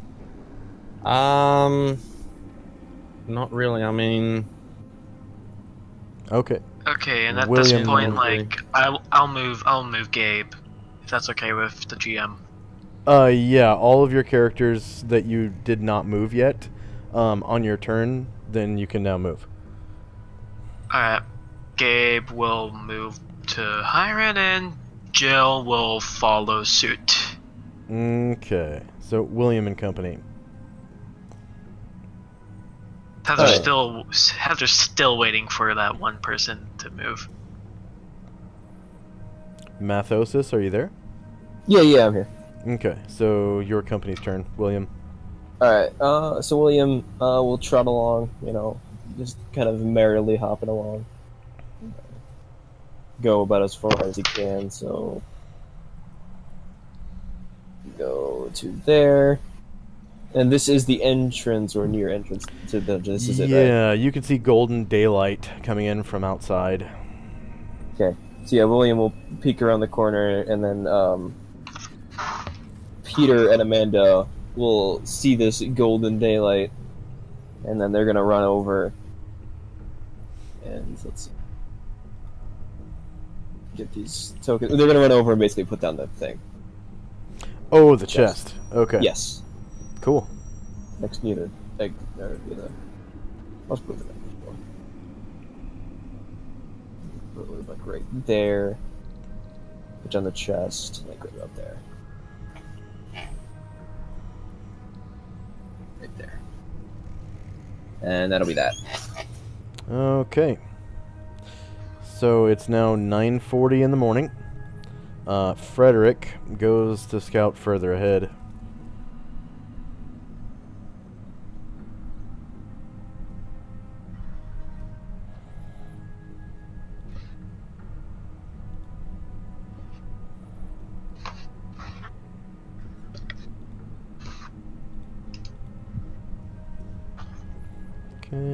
and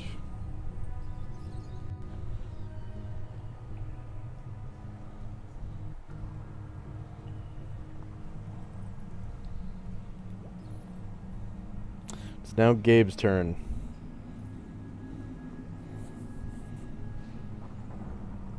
Gabe and company. That's World Historian. Yeah. Okay.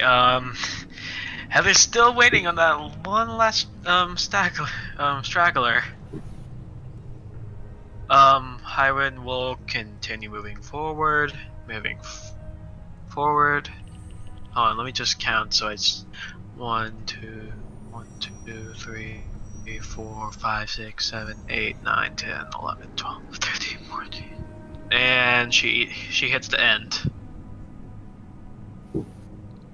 She hits a door, I assume. Yes, there is a door there, and no Frederick, and the door has a handle and a keyhole. Does it appear to be locked? She doesn't know anything about locks. Okay, she will. I don't want to. Okay, this is gonna be risky. I'm going to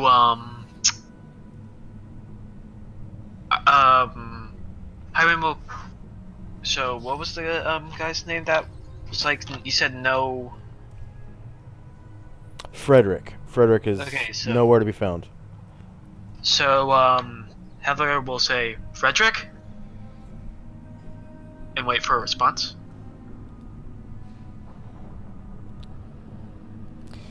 Yes, I'm here. Where are you? Don't worry about it. I should worry about it. You sound like you're in a faraway place. Where are you? I'm somewhere around you. Don't worry about it. I'm here. Did you go to the door? No, it's locked. Okay. But are you sure you're okay? Yes, I'm fine. Don't worry, I'm doing thiefy things.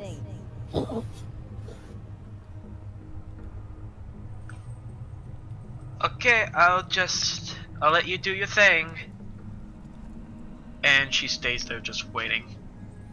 And then, Gabe will move forward as well. And see, Hiram there, and he's just gonna be like, another door. Hiram will be like, yes, and it's locked. So, Gabe will call for Jill again, and she just quickly runs up, like, hitting a wall on the way.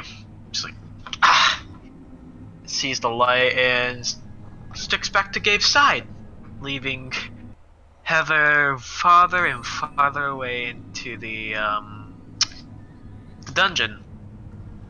That's my turn. Okay. Jonathan and company.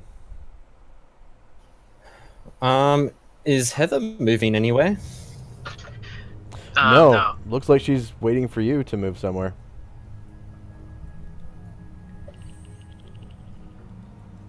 Well, Abraham will keep moving up. I mean, if Heather's wanting to wait for Michaela to move through, then if she's wanting to take up the back, then she has no problem with that. I mean, Abraham, let me move.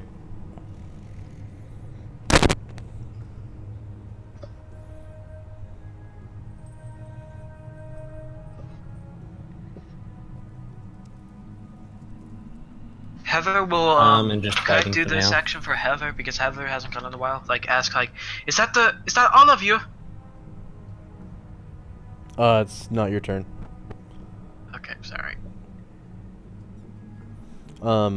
Questions are kind of reserved for your turn only, but reacting to the player who's actively acting is fine. That's That was what I was kind of trying to do. Yeah, she's asking a question though, so you'd have to do that on your turn. Okay, sorry. I was That's just fine. wondering. That's fine. Anything else from Jonathan and company? Yeah, Michaela's kind of stuck in the dark. Yeah, she's slowly moving her way towards the light. Okay. And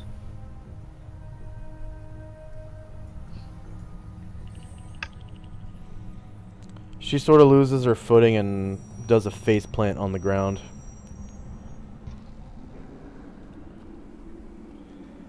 So her turn is over. She's kind of stuck in the darkness. Anything else from Jonathan and company? Abraham will just Abraham will what? Abraham will stay where he is so that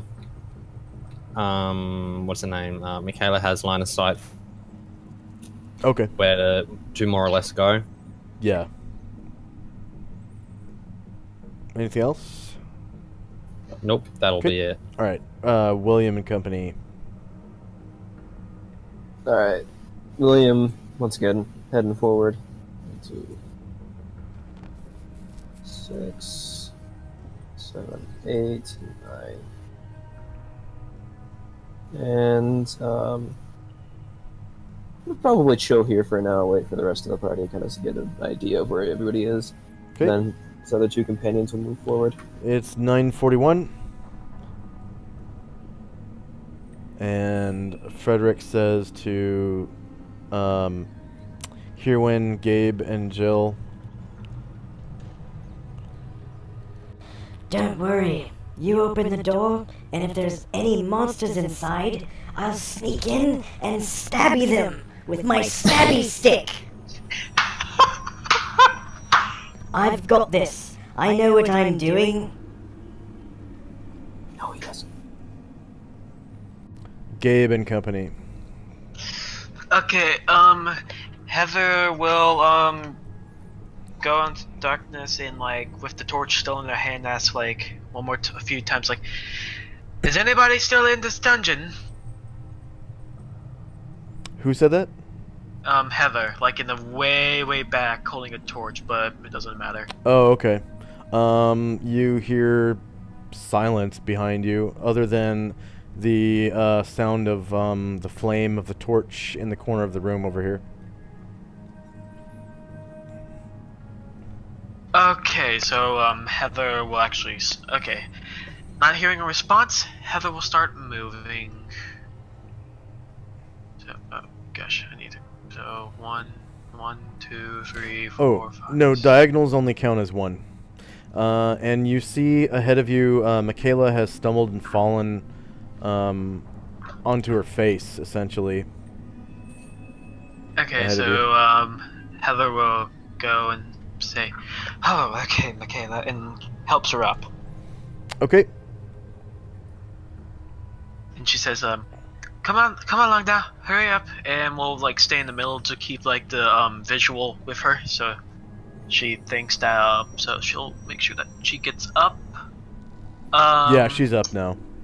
Alright. So, Hiren will actually move out of the way. She says, Thank you. That was annoying. So, I'm gonna check something, hold on.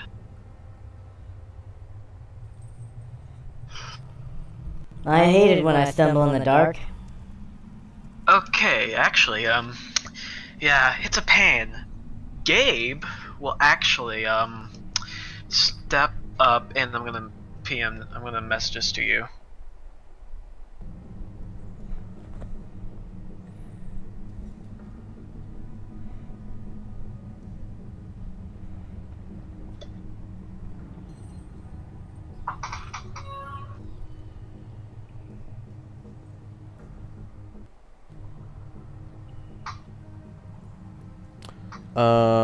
he knows nothing of locks.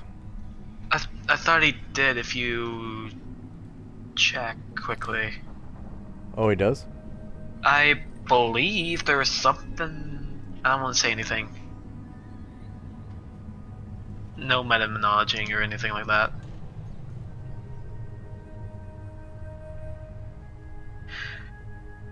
I'll PM you what, like... Sure, yeah. Go ahead and PM me. If I can find it.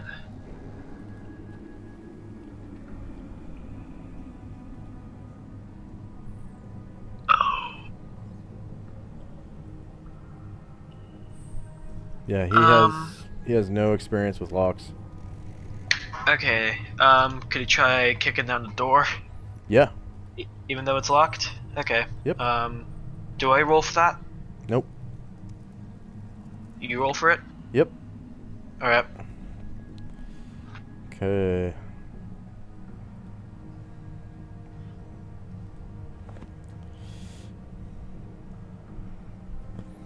Okay, so he gives it a good swift kick and nothing.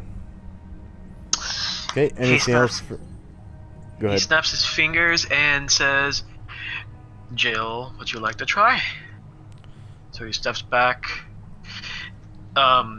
Jill, hearing that, rushes up and without hesitation does like a full football kick into the door, trying to bust it open again. Okay.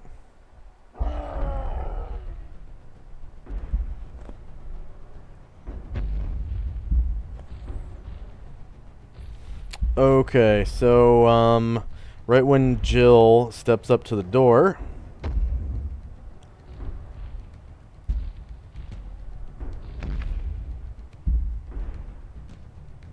lag.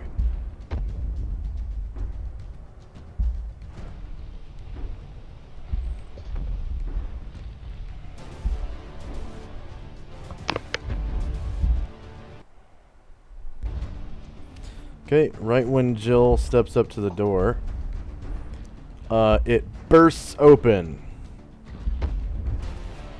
Like so. Revealing 3 ogres who have come up to the door to clobber you, but somehow you startle them and they're taken aback. Okay, so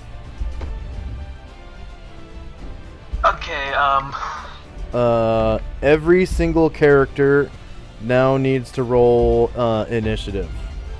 And what has happened is you very luckily have surprised the enemy, even though they tried to surprise you.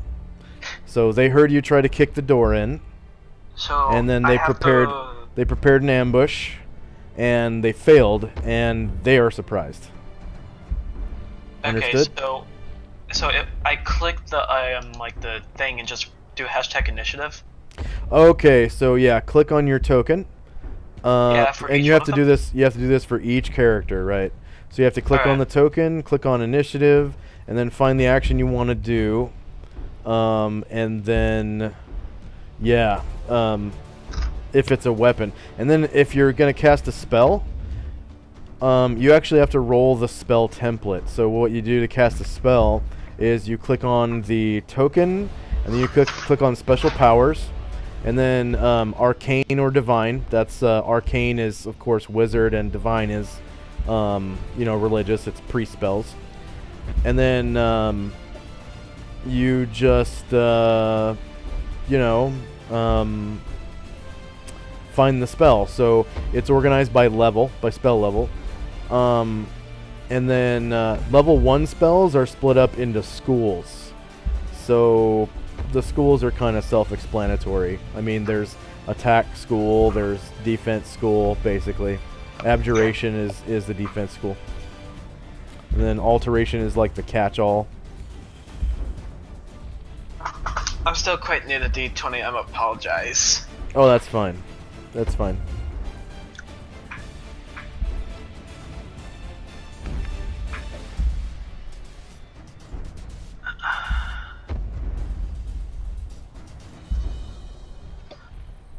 Okay. Jonathan, Abraham, Michaela, William, Peter.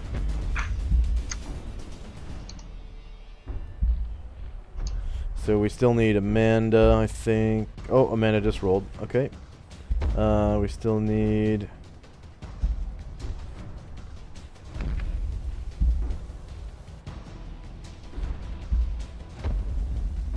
Forgive me. I'm trying to figure out everything. Oh, okay. What are you trying to do? Or what does the character want to do? For Jill's initiative, like, unsheath a two-handed sword and prepare. Prepare?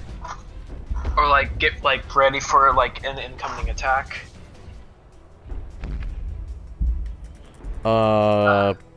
There is no action like that in second edition, unless you want to block. Did you want to use her attack to block? Yes. Okay, so you just roll initiative for her sword, essentially. Yeah, and I don't know like the modifier, so I'm just gonna do the +0 that was already in there. Yeah. Sorry. Everything is going to be default for that.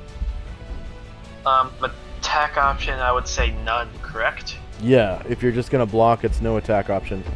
And you're using all of your attacks this round to block, right? Right. Okay, so essentially what that does is it means that, well, you're aware that the ogres are surprised, so there's really no need to block. Like, are you sure you want to do that? Because they're not. They can't. Rolled initiative already. It doesn't matter. We haven't started. This is the initiative phase, so you can change your action, but not re-roll the same action. So what do you want her to? Oh, what do you want her to do? Like seeing like the first ogre possibly charged up and like attack. Say again. Run up to the first ogre and like slice it like with the sword. Okay. Do you want to do an actual charge maneuver to do that, or do you just want to move at your normal movement rate and just make all of your attacks? I would say normal movement rate and all attacks. I haven't rolled for Gabe or Hiron or Heather yet. So the initiative that you have rolled for her is actually just fine. Okay. For that. And then what do you want to do with Gabe? So what would I go to do for like a spell? Click on the Gabe token. Click on special powers. And then find the spell that you want to cast. So what spell are you casting? Like it has to be the specific spell you're casting. I need to look at the abilities again.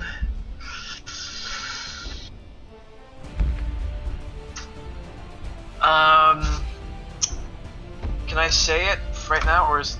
Don't say it. Just look at the level, and then in special powers you click on, arcane, because he's a wizard, obviously, and then click on the number of the level of the spell, and then find the spell, and you roll the template. And some of these spells are not going to be in there, like... Yeah, it's not in there. Just go ahead and tell me which spell you're going to cast.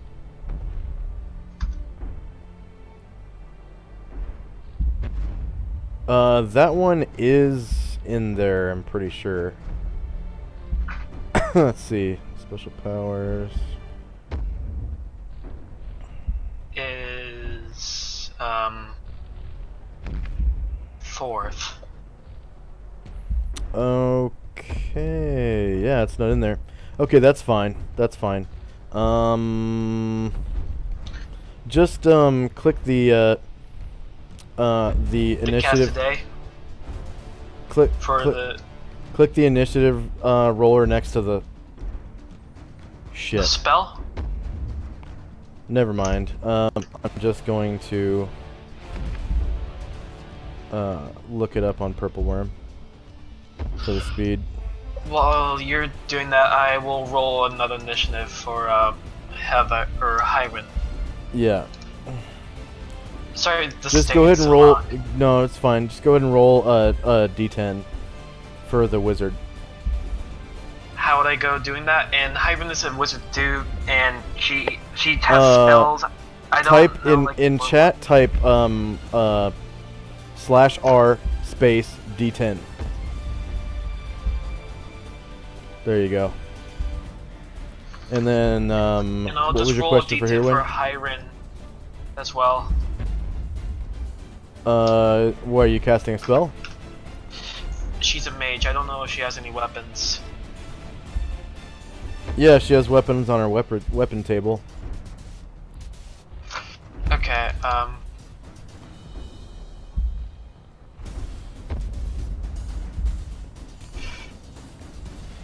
I'm trying to find the weapons. Okay. Yeah, she should have like a sling and maybe a staff and. Yep, she's got a sling. Yeah. Yeah, she's got So- sling with bullets.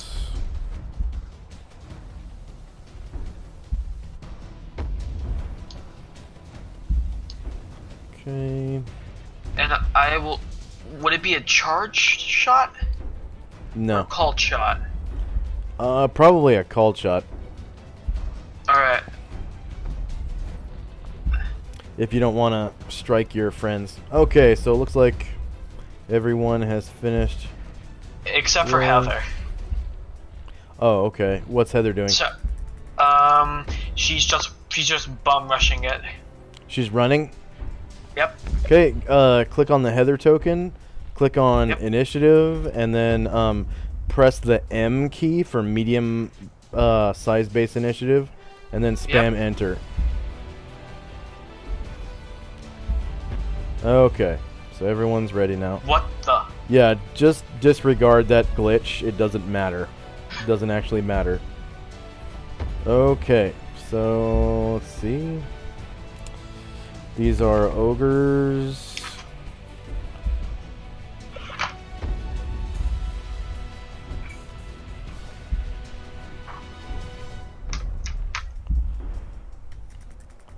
Alright, so ogres, round one, ding ding, Amanda. So Alright. that is Mathosis's character. Yeah, Amanda is gonna run down the hallway. Do I know which like hallway they're coming from, or the like clash or battle is coming from? Can I tell?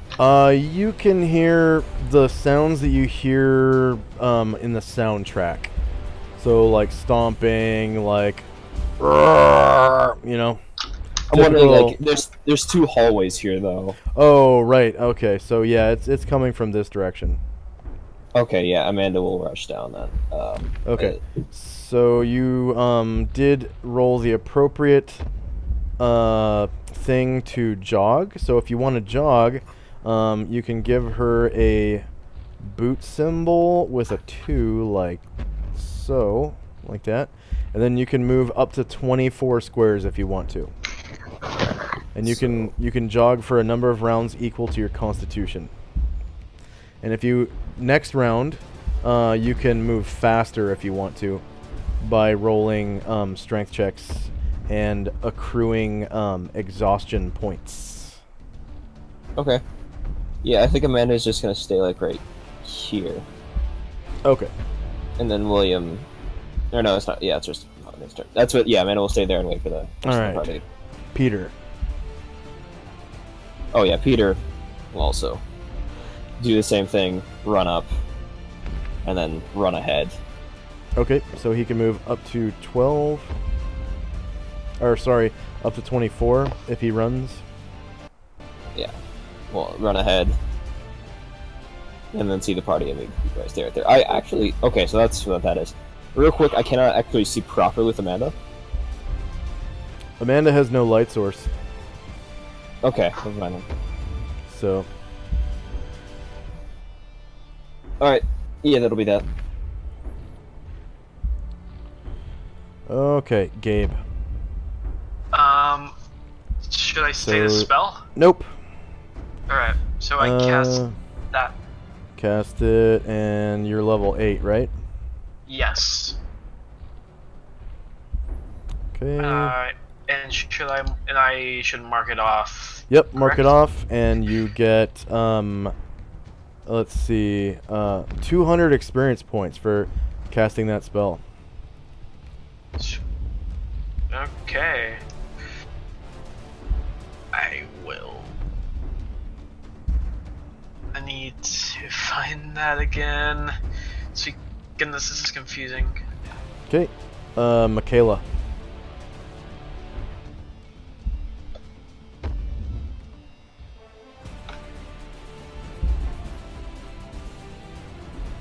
Tyrone, are you there? Okay, sorry, yeah. Michaela Michaela's turn, yeah. is moving forward currently. Did you want to After- jog with her or no? For the moment, no. Just moving forward normally. 3, Okay. 4, 5, 6, 7, 8, 9, 10, 11, 12.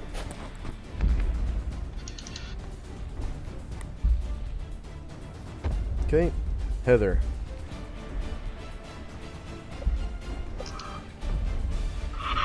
Oh, Heather. So Heather can only move 12 spaces, correct? Unless she jogs, which she easily could. How many spaces would jogging get her? Double.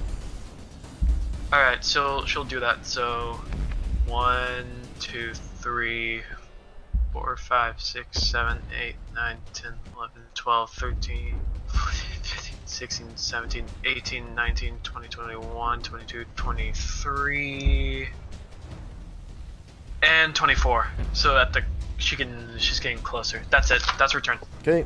Abraham. 1 second, I'm just looking something up.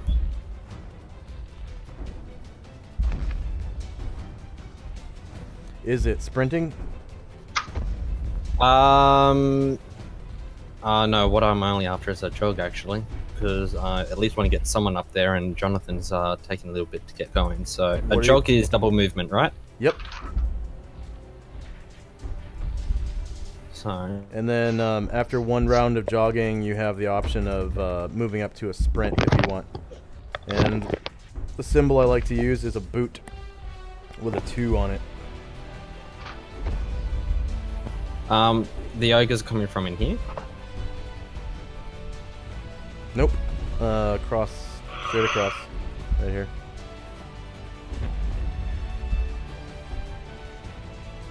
Okay, that's his full movement. Okay. Just putting a boot 2 on him so we know that he jogged.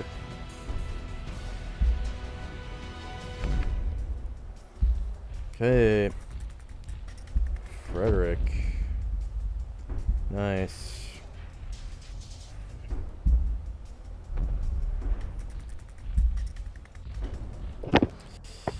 Okay. Oh, whoops. Not abilities, but skills.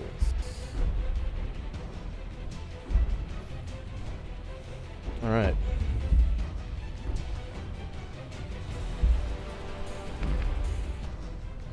And Jonathan will haul ass. Okay, 1 second. Hold on.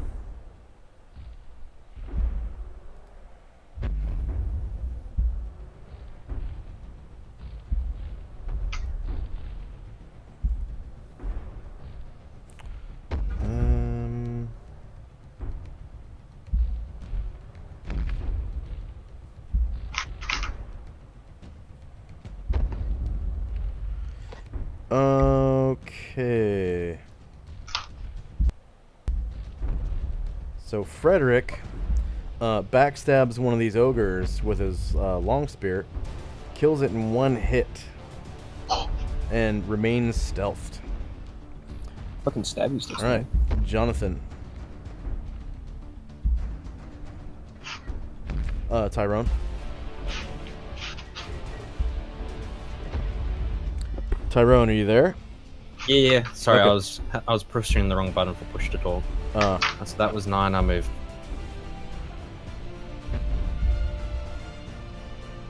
Okay.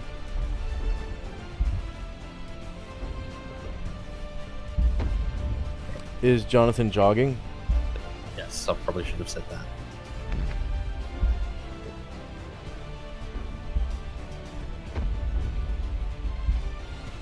that's as far as he can get.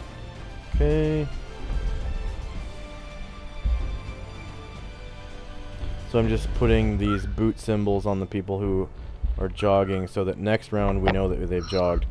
Alright, and the 2 means double, obviously. Alright, William. Alright, William also gonna, fucking book it as he hears ogres going grr. He's gonna book it. I believe I've rolled for book it anyways. Okay. So it'll just go in this direction. 6. 10. And then he is going to run up to right about there. Okay. And see these two. And that's it. Yeah, you can definitely see 2 ogres, and there's a dead one right here that you can't actually see because it's on the GM layer because Frederick has killed it. Okay, Hirwin. World Historian? Oh, yeah? Oh, sorry. That's fine. Hiren is... So, if Hiren was to move in, on, Gabe, would she get, a clear line of shot, or would it not work? She could move here, and then take a 5-foot step into Gabe's square, and make a shot, but she'd have to move right back. So 5-foot steps are a notional move. They allow you to essentially lean into a square, so that you can fire a weapon, or shoot a weapon, or cast a spell from behind cover, and then you go back into cover. I will do that. Okay. So she moves over here. Okay, so I'm just going to put Gabe on the GM layer momentarily while Hirwin does that. So I do attack. Yeah, but you gotta move. You're gonna have to move into this space right here, real quick, because you're doing a 5-foot step. Alright, so it would be a sling bullets Yes, range sir. 1. So it would be it's gonna be from the front. Obviously they're facing you, and it's going to be short range, shorter melee range. You're on the same elevation as they are, and they're surprised, which normally gets you a +2 to hit, but you declared a called shot, which is -4 to hit, and you don't risk shooting your friends. So overall, your penalty to hit is just going to be -2. And then your bonus to damage is going to be default, so you can just spam enter after you put in -2 to hit. Or to the attack roll. So it would be short or melee range, correct? Yes, shorter melee range, same elevation, attack roll -2, and then spam enter.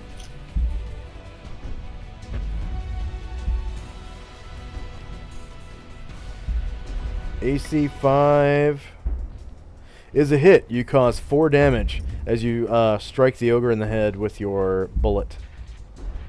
Alright, and then she steps back. Yep, step back, and then I'm going to put Gabe back onto this layer. Alright, next we have Jill. Alright, so what Jill will do is she will attack, charge forward. So do I move her first? Yep. So And she charges forward. You didn't declare a charge, you just declared normal movement. Oh yeah, declare movement, sorry. Yeah. What charge Just does move is it actually, you lose your dexterity armor class bonus, you get a +2 to hit, and then you only get 1 attack that round at the end of your movement. Okay, I'll just do it. but- I'll do a regular walking attack. Yeah, that's what you declared anyways, so yeah, you can go ahead and make that attack now. Alright, so it would be two-handed sword, front, shorter melee, same elevation. I don't know what her modifier is. It's not going to be anything. Alright, There's no modifiers in this situation.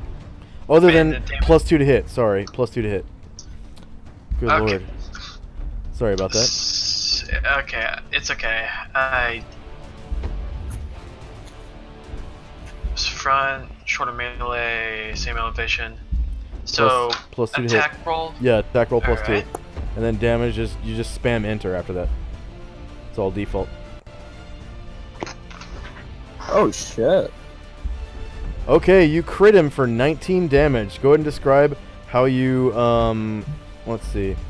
How you kill this ogre, yeah. Crit, nice crit.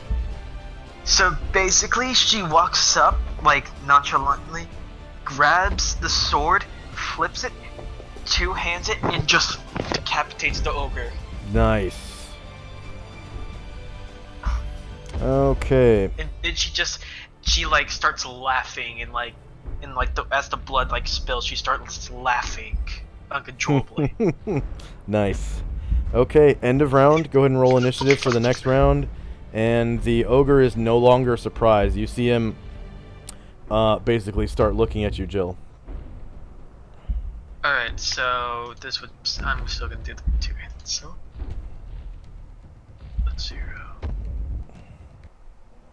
And actually, I'm gonna do a charge. I don't know. That's fine. You okay? Yep. Shit. I forgot. What is the initiative to roll for a spell? Is it just innate spell ability? No. What spell are you using? I was gonna use. Let's see, what was it? To use, I believe it was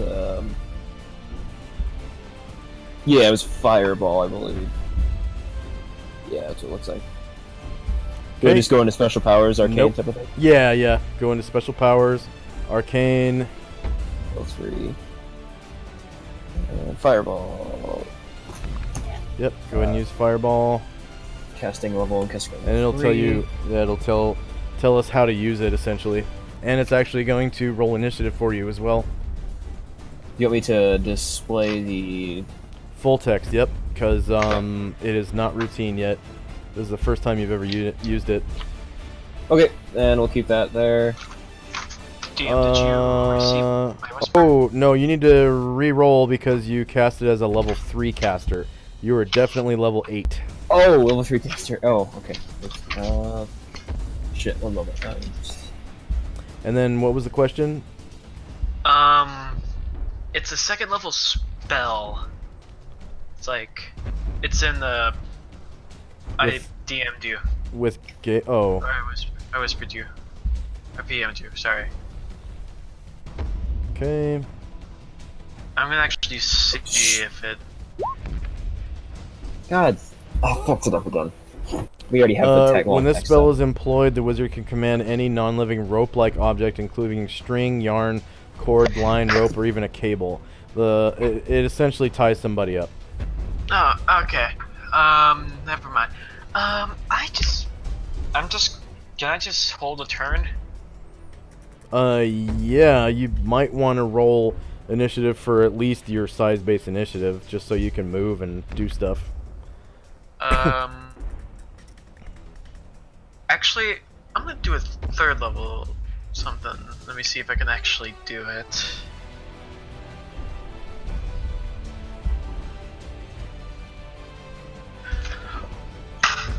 Okay. I'm not gonna say, but I will tell you, and I'm just gonna roll a d10 for it. Oh, for initiative? Yeah, because I'm casting another spell. See, did you find the spell template in the... It's not in there. Okay, yeah, go ahead and roll a d10. Yeah, I already did.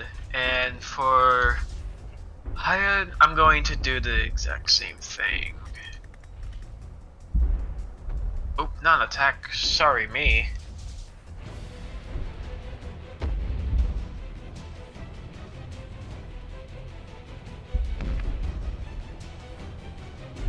Alright. And last but not least, Hover. And she'll just continue moving. Okay. Looks like the ogre has a great club in his hands. Oh gosh.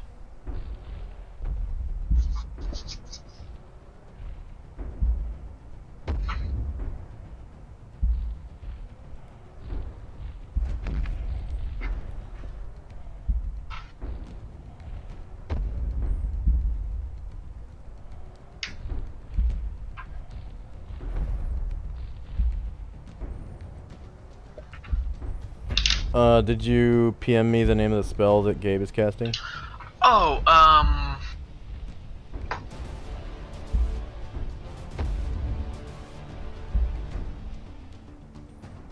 Okay. I don't know what that spell does.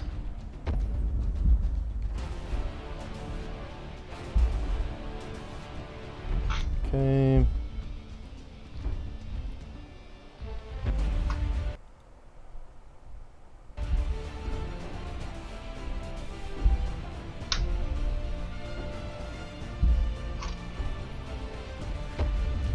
Alright, and then nobody else was casting spells, were they?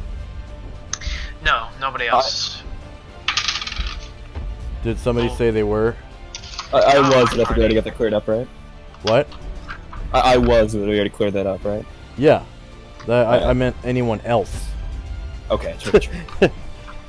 Anybody else? Not, any, Okay. not anybody else in my party. Alright. Okay.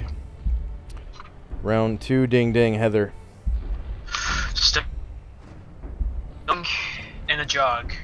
Just jogging? Okay. Yep. One,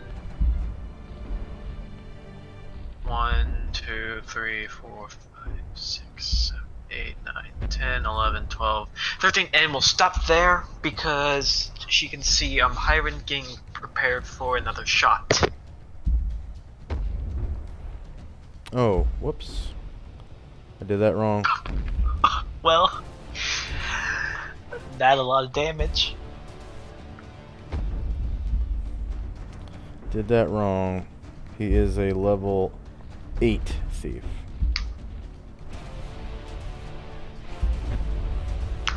Oh, he crits for 46 damage, killing the ogre in one shot. And combat is over. Why?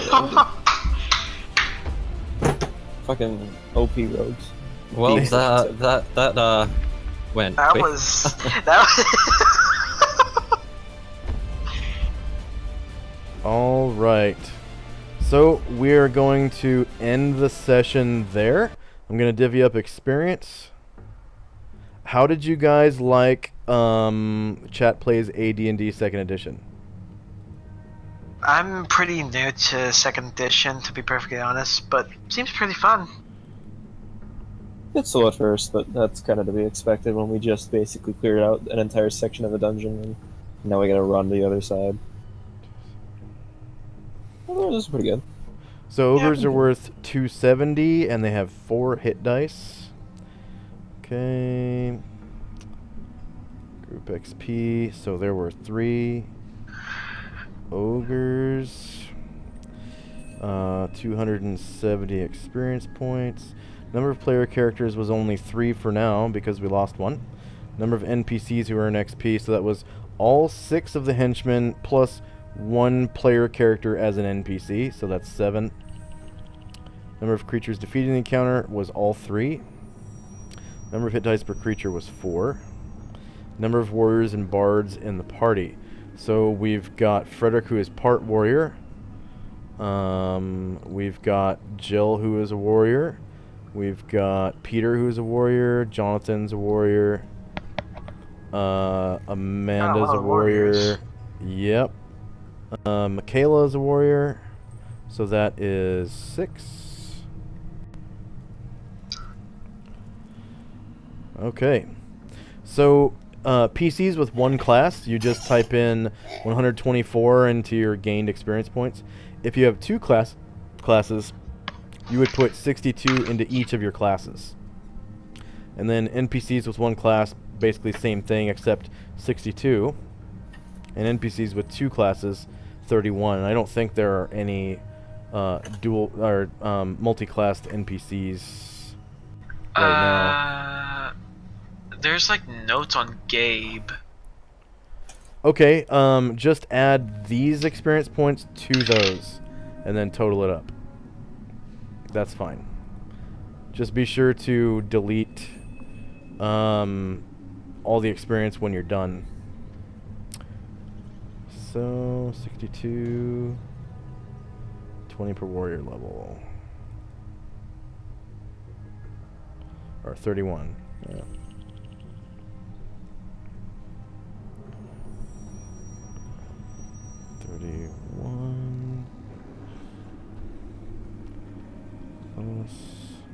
Alright, I'm good to go. Warrior level.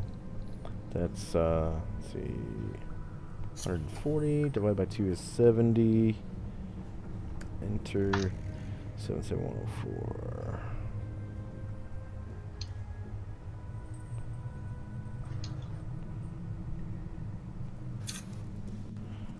Enter. Did anybody level? Nope. I don't know about Gabe. I'm trying to figure out how to like do this because for some reason he has more than 3 classes. Gabe does? I'm going for notes. It's weird. No. In the experience section, he has 1 class. It says mage. Oh, sorry. Never mind then. Sorry. Alright. In the notes. What notes? Player notes? No. The bio and info? It's below weapons. Below weapons. Character sheet. No, that's for Thaco. Just disregard that. Okay. Yeah, it's Alright. different. Alright, yeah, I did not level up. None of my I characters did. don't know because. Oh, wait, what?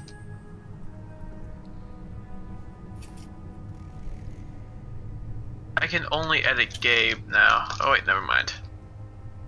Yeah. You should be able to edit all your characters. Only Gabe and Iron for some reason. Nope.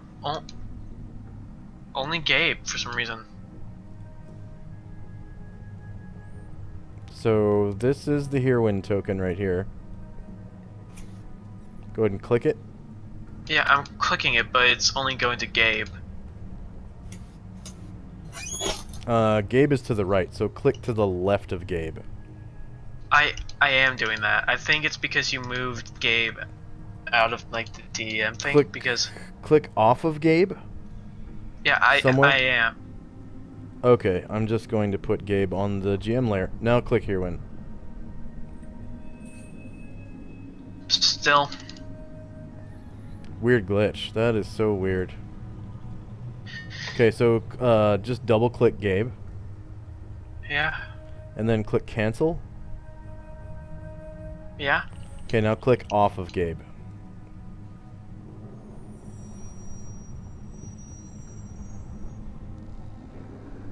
And now I can't click at Gabe at all. Strange. Can you click Heroine? Oh wait, no, I can do Gabe now. I'm guaranteeing you can click both. You're just doing something wrong. You're like clicking on the squares of the box or something. And I messed with my mouse again and exited out accidentally. Oh, because you never changed the default settings of your mouse? Okay, folks. No, it's like, Thanks it's like for joining us for Chat Plays AD&D 2nd Edition, Session 6. We'll play again on Sunday at noon Pacific time. And thank you for joining us, and we'll see you next time. If you like who we are and like what we do, if you want to make a small donation, you can scroll down if you're watching us on Twitch to our link to our PayPal, or if you want to subscribe to us and gain special perks, you can subscribe to our Patreon. And if you're watching this on YouTube, if you visit the home page for the channel, On the right-hand side of the screen, there are a bunch of links for our Twitter and PayPal and Patreon. Thank you very much, folks. See you next time. Bye-bye. Thanks, guys.